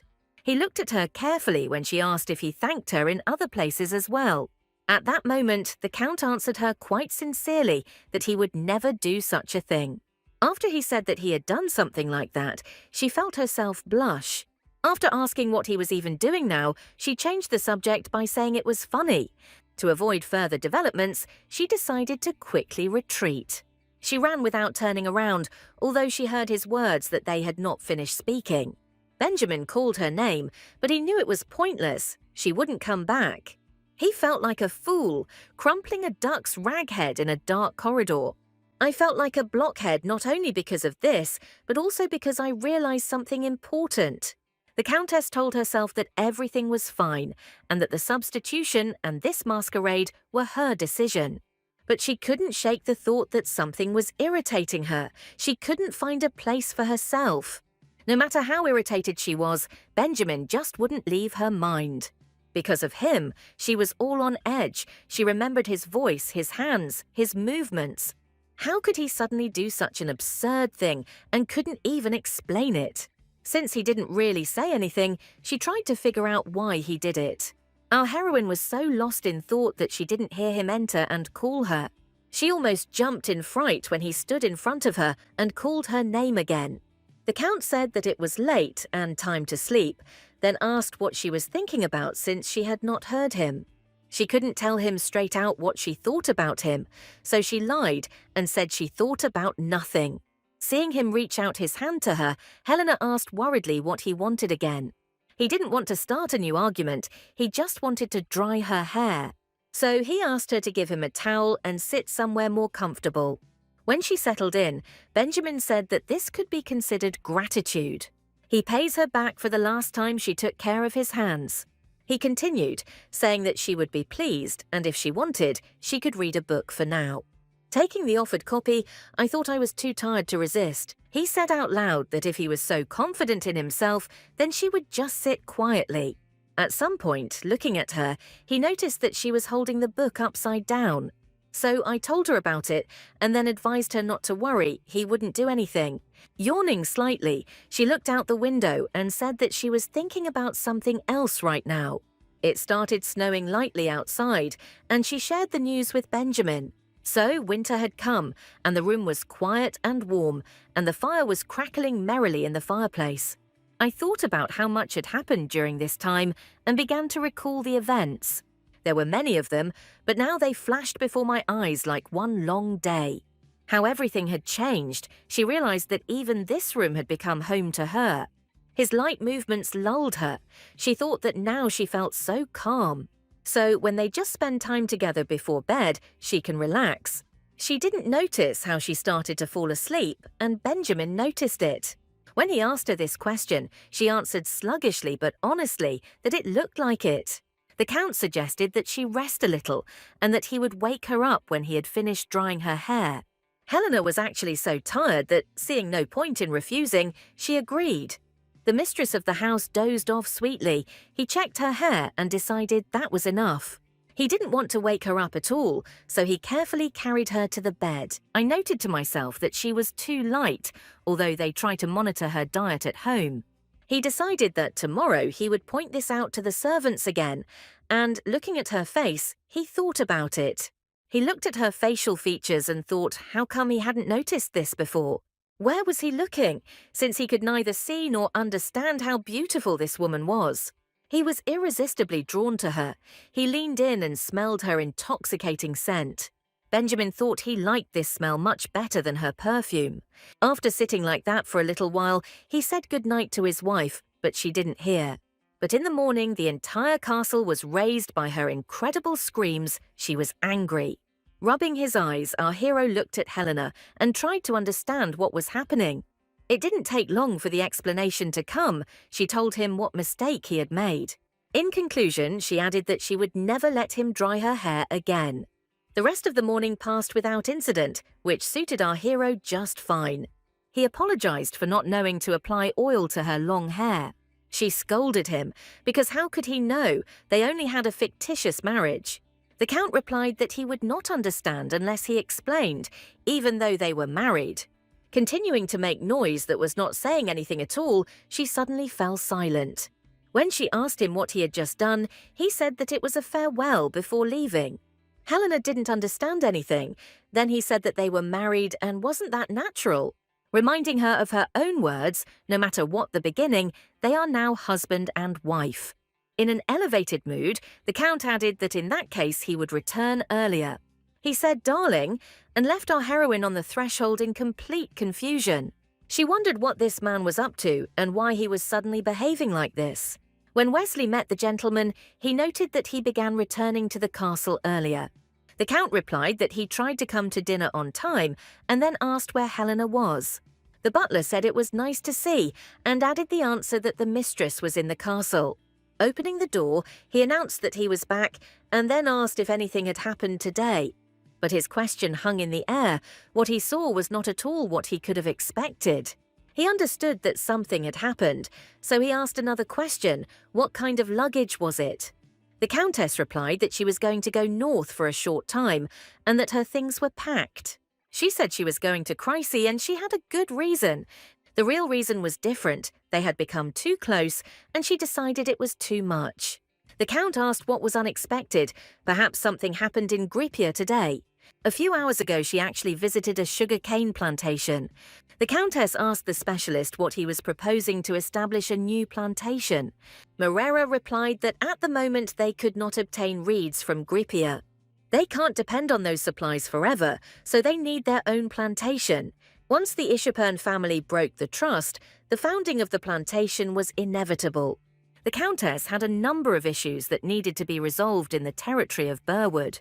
A visit to the farm in Chryse would be useful. He then asked how much she had gathered.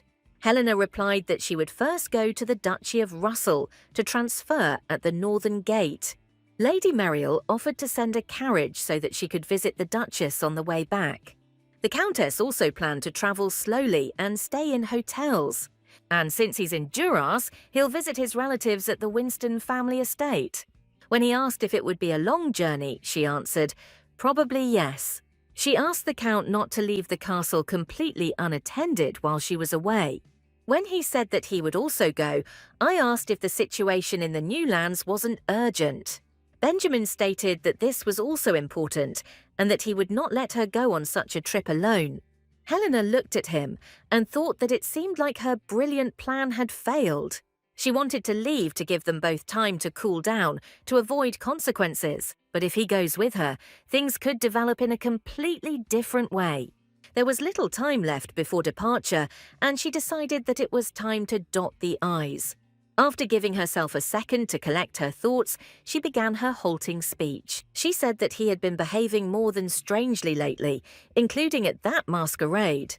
He suddenly decided to dry his hair and then started returning home too regularly. That's why I suddenly thought to ask just in case he likes her. For a couple of long moments, the Count looked straight into her eyes, considering his answer. Our heroine began to lose patience, so she said that it was important to her. The answer sounded a little evasive, but quite honest. He said that he was trying. He explained that it seemed to him that she wanted them to look like a happy couple. She asked the next question, so he's not doing this because he likes her. He also asked if she was unhappy, then maybe they could return to their previous relationship. Having replied that they get along well, she added that they would go together, which would be even better. Pravda immediately announced that she would completely determine the route, and the Count agreed. She also said that she was warning him, just in case, not to dare to fall in love with her. After thinking, she added that she also promised never to fall in love with him. Benjamin said, a little sullenly, that this was a completely groundless concern. The Countess said that the issues had been resolved, and since no more were coming in, it was time to go. He took a deep breath when he heard her tell him to pack his things quickly. For him and for her at the same time, it was a kind of promise, but it was stupid. After all, the more they deny it, the clearer it becomes that for the two of them, it has already all begun. Our heroine realizes this fact only at the end of this long journey. In the meantime, the carriage set off and carried the couple along the roads of the kingdom to their future. Their journey promised to be long, so they amused themselves as best they could along the way. The Count asked, "Even if you lose, can you just throw away your cards?" She replied that he was stupid, and that it was precisely because she was losing that she was leaving them. Then the Countess started to get capricious and said she was bored, but luckily they reported that they had arrived. They arrived at the barony of Mayen, the carriage stopped, and she hurried to get out. However, observing etiquette, our hero went out first to help his companion. She wanted to get out as soon as possible so that she could finally have the opportunity to walk. Benjamin said, "Excuse me, I beg your pardon," and hugged her tightly around the waist. Our heroine, feeling his closeness with her whole body, became a little nervous. After his antics with the farewell and at the masquerade, she no longer knew what to expect. She even prepared to accept a kiss, if the Count dared to do so now. But Helena worried in vain. He carefully lifted her from the steps and placed her on the ground. Having asked just in case what he was doing, she heard that he was shielding her from the sun. Noting that the sun had almost set, she remarked that she could have grabbed an umbrella. The Baron who greeted them said what a good relationship they had and greeted them.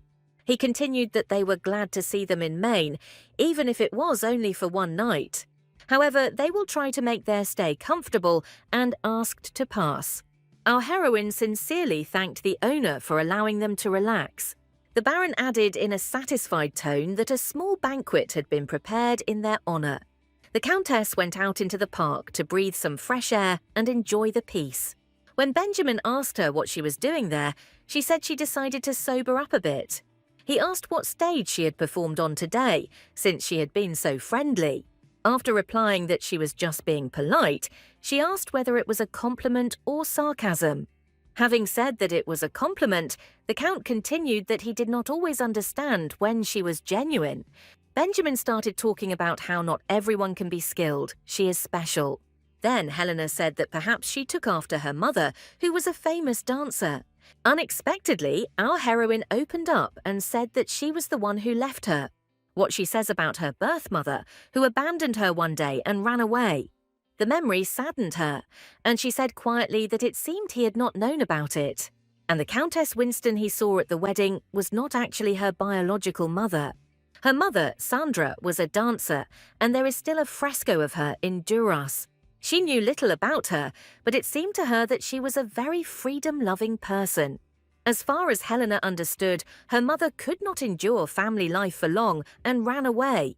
The Count asked if this was perhaps a realistic outcome of romantic love. The Countess asked him not to think that she had an unhappy childhood, that she was loved. That her father and stepmother, good people, then began to point Benjamin to the sky. But he was so carried away by Helena that he simply could not see the falling star. She looked at him and with a happy face asked, "Didn't you see?" At that moment, Benjamin saw nothing but her, and he didn't want to think about the stars. He continued to look at her and did not hear the words that he had to make a wish. Her frank story about her dancer mother deeply touched Benjamin. When he spoke, there was sadness in his voice. There was so much he didn't know about her. Helena replied that it was nothing surprising, since it was a hasty marriage of convenience. Touching his cheek, she said that she also knew almost nothing about him. They sat like that for a few moments, but it seemed like an eternity to him. Her beautiful eyes were so close, and he felt his heart bursting out of his chest. He was grateful to her for these moments. Our hero thanked her for telling him. She thought that perhaps now was a good time to ask Benjamin about himself. But the words, as luck would have it, stuck in her throat. She didn't want to think about the mission right now. I wanted to think only about him, about the warmth of his body, about how hard his heart was beating. All she could squeeze out was a question, this time also out of gratitude. Without letting go of her embrace, he replied that he thought she had been through hard times too. When she asked him if he was making fun of her now, he said it was a consolation. And although his closeness excited her, Helena felt peace in her soul. She felt his masculine shoulder, which he offered her to cry on. Closing her eyes, our heroine began to tell how everything really happened. After all, Sandra, her mother, actually took her with her when she ran away. There were rumors that Sandra had fallen in love with the knight, but everyone thought it was a passing fancy. At that time, no one in the capital expected that she would be able to give up her status as a countess. And even more so, no one could have imagined that she would run away, taking her daughter with her.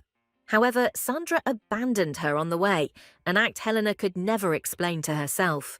She was accidentally found by night watchmen in front of the monastery with a high fever. And when she woke up, she was already back at her father Winston's estate. Perhaps because of the fever, she remembered almost nothing that had happened before that moment. But she was a burden for a woman running away with her lover, and she was also sick. After that, she decided that she would definitely become happy even if she was alone. Having told her all she remembered about the story, she pressed herself even closer to Benjamin. I wondered at what point I began to feel so calm, feeling his warmth. She couldn't give herself a concrete answer, but she couldn't continue either. She tried to pull herself together because she couldn't continue to deceive this man. She asked herself rather than him why she had even brought it up. She herself answered that she was indeed drunk, but in any case, it was all in the past. Benjamin started to say that in fact he was also with her, but did not finish. She didn't want to hear his secret because then she wouldn't be able to use it anymore. Helena kissed him without realizing it. Now she had to get out of it. So she told him that she didn't do it because she liked him. Then she asked Benjamin if he understood what she meant. Having answered that no, I asked her to explain why she did it, whether it was because of some impulses. When she asked if he was taking revenge on her now, she received the answer that it was quite possible that this was the case.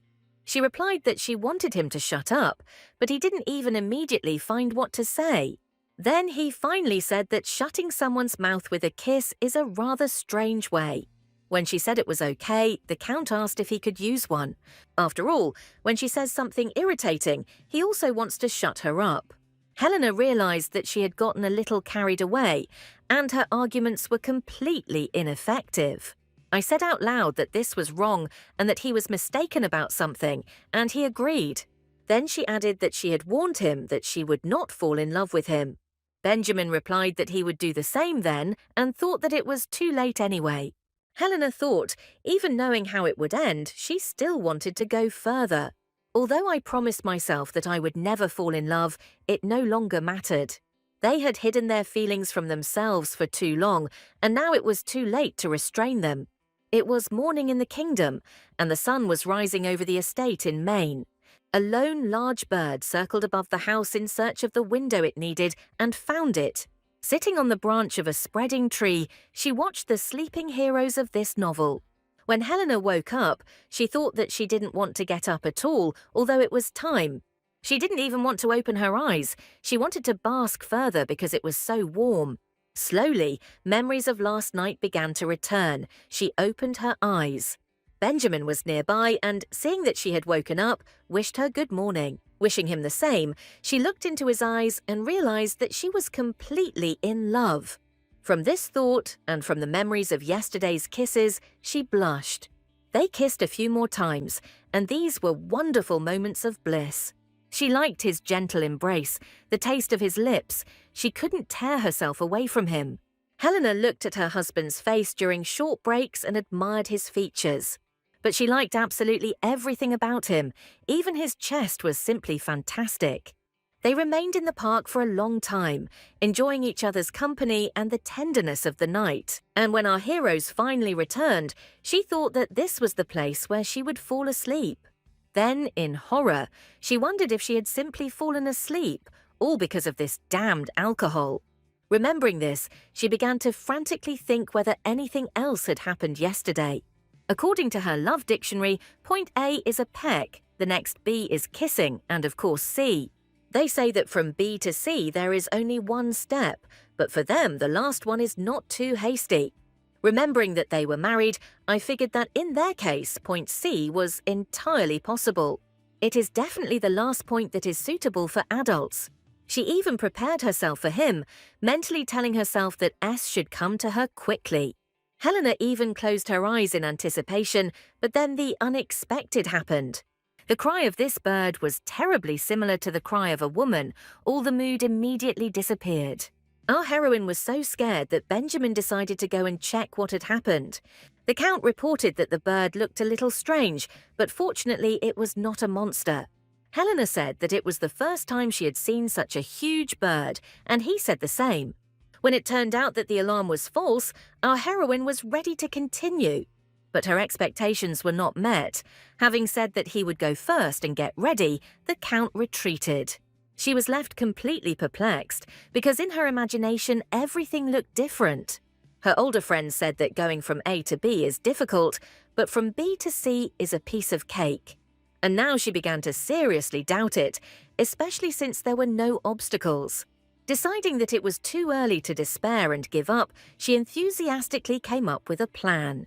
Helena knew they would have a whole day to spend together in the carriage. But how wrong she was. Our hero was not going to rush things. He wanted to think things over. Sitting on the box, he told the unfortunate coachman that he should not worry. He was comfortable. He, of course, could not know that he was causing inconvenience not only to the coachman, but also to Helena. Sitting alone, she thought that the Count had been avoiding even her gaze since the morning. And in the end, he leaves her like this alone in the carriage, as if she forced him to do so yesterday. After all, he himself was not against it when they did it, and again she remembered the taste of his lips. She even compared him to a girl who had put on the skin of a wild animal. She deeply regretted that they had gone together, and at that moment he announced that they were arriving. Having said that Larynx would soon be back, he turned away again, and she was depressed by such an attitude. No matter how hard she tried, she couldn't understand such a change in him. But once they pass through the gate, the northern region will begin, and with it, difficulties. To avoid thinking about sad things, Helena began to remember her relatives, whom she missed. Then, when their fare was paid, our heroine could only think about the transition. Memories of her first experience were still fresh, and she didn't know how she would react now. The Count sympathetically said that if things were hard for her, she could hold on to him. It was said at the right time, because she felt like she was going to vomit. When she voiced this, he replied that if so, he would change into new clothes. Unfortunately, his calmness did not help our heroine in any way. She was worried. Benjamin, feeling that she was on edge, took her hand to calm her down.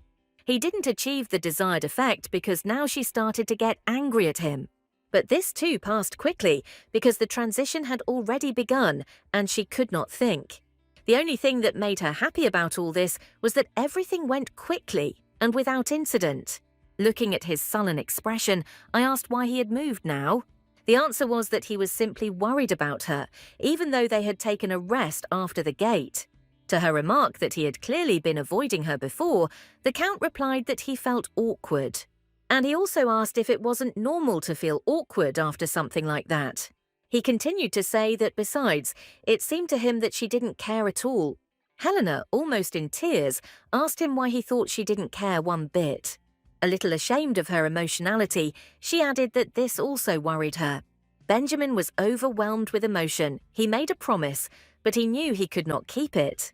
He really wanted to share his most intimate thoughts with her, but he couldn't find the words. And just when he was ready to talk to her, the carriage entered Duras. Helena said that although the sun sets early, it doesn't look that cold. Then she said that in winter, the streets in this city are always decorated very beautifully. When she said it was beautiful here, he asked if she really liked it here so much. Looking at him in surprise, she answered how he could ask such nonsense. Although she was born in the Hodlin estate, she has many memories here. Because I spent almost my entire adult life here in this city.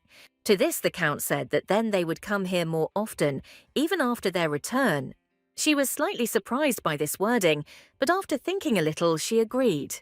That evening, our heroes did not dare to discuss the changes in their relationship any further. It was already getting dark, a barn could be seen in the distance, and this was where Count Ishapern was heading.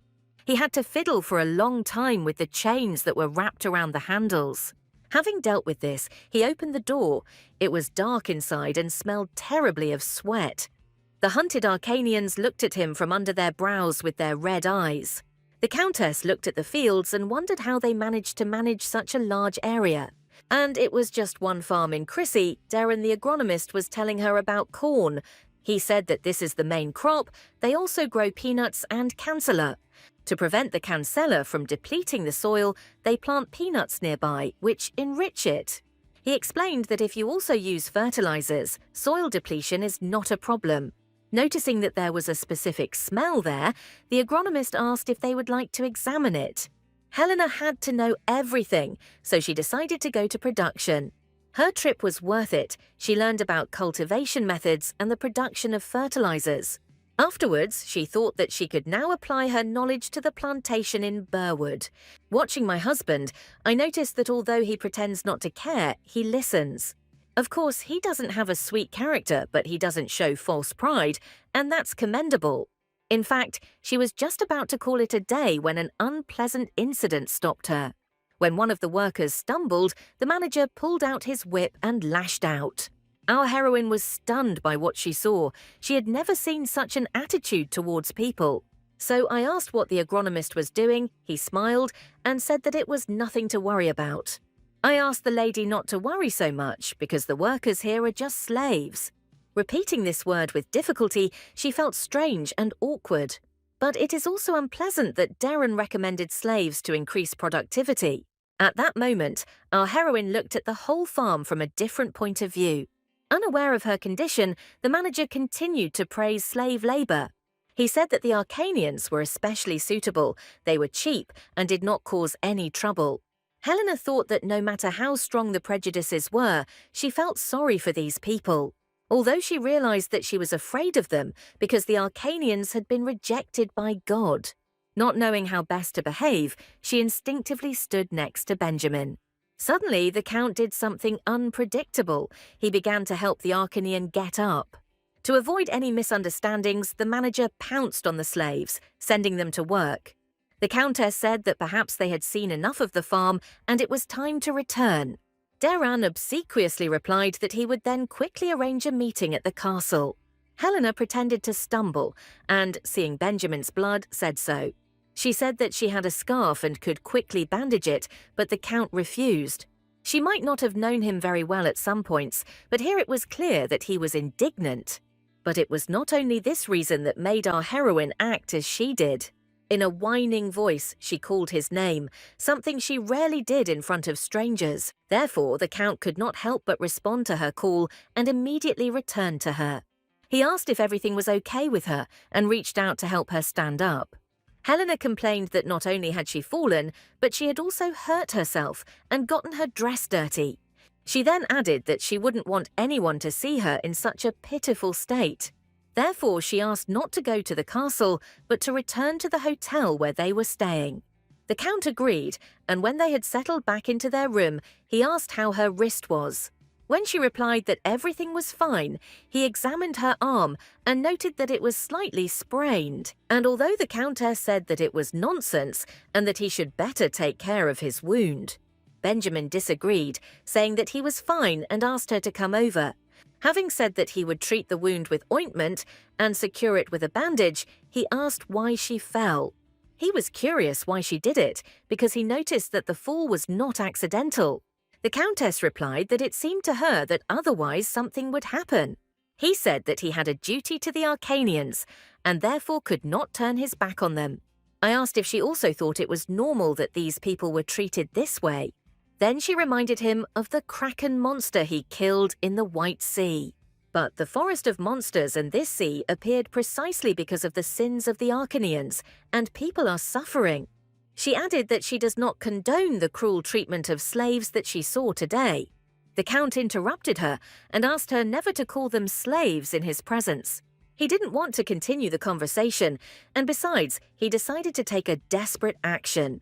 Our heroine was unable to stop him. She didn't know what exactly he had planned. Meanwhile, Benjamin walked away at a quick pace, driven by memories. He remembered Isabella's words. She said that it was inevitable because they were sinners. After fiddling with the chains, he broke them with his sword, then abruptly opened the door to the barn. He addressed the Arcanians, telling them to flee and advising them to find the beastmen. He explained that they needed to find a healer in the lower place to show them the way to the underworld. People listened as the Count explained that they first had to wait until the pursuit died down. Then he invited them to the castle of Ishupern, where he would give them a place and they could live in peace. After some consultation, the Arcanians decided to take advantage of this opportunity. When they escaped, our hero thought that he needed to somehow cover his tracks. He considered the tried and tested method to be the best option.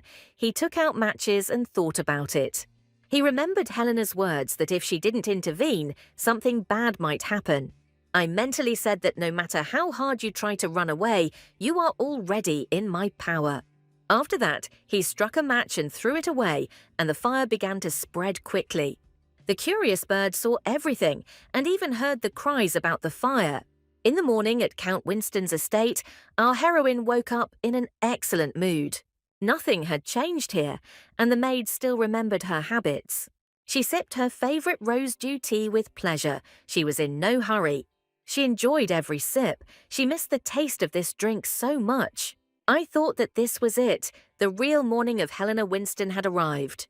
The maids offered her some clothes, and she noted that many new dresses had appeared. Having said that she was seeing them for the first time, she heard the answer that the lady had specially prepared them. She thought that this and that, they were all to her taste. It was very difficult for her to choose. The maid commented that while they had not seen each other, the mistress had become even more beautiful. Twirling in front of the mirror, our heroine thought that this dress suited her incredibly. Then she began to remember what had been happening to her lately. She dressed as a boy. She laughed heartily when she saw her duck costume in her mind's eye. She even fell into a dirty puddle, but now she could say goodbye to those terrible days. The maid said that after Helena got married, she became closer with the Count. Then she added that now that the lady had returned, there would be a commotion in Duras. She asked if my lady remembered Mr. Stan, who was simply crazy about her. Rumour has it that as soon as he learned of her return, he managed to quarrel with his fiancée. Helena thought, what fans? Because when the scandal with Rufus broke out, everyone ran away. Benjamin would hardly engage in such nonsense. He is indebted to the Arcanians. Remembering that evening, I thought that it was not just a sense of duty, but something more. However, who would have thought that the Count would actually help those people escape? But it was she who pushed him to this, and now the lord and the manager are probably clutching their heads. However, be that as it may, she internally fully supported the Count's actions. While she was thinking about these events, the maids finished tidying her up. They looked at her with admiring glances and said that everything was just perfect. Our heroine was also pleased, then asked if they knew where her husband was. The answer was that Count Ishupern was currently taking a walk with the gentleman in the greenhouse. The owner said he felt better when he saw that the two of them were getting along well. He also said that he thought Benjamin was a cold person, but he was glad he was wrong. He asked not to be shy if he needed help, then the guest asked his question. He began by saying that his wife had recently told him about her biological mother. Count Winston was genuinely surprised because his daughter herself shared the story about Sandra. Benjamin said that although it is rare, sometimes at night she calls for her mother and cries in her sleep. At the same time, she told him about her mother quite calmly and, most importantly, carefree. The owner sighed and noted out loud that this was her style. He recognized his daughter's character. Count Ishupern said that was why he thought he should find out more about Sandra.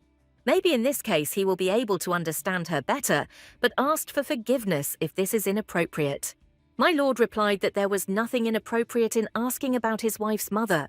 Our hero saw that it was not so easy for his interlocutor to start such a conversation.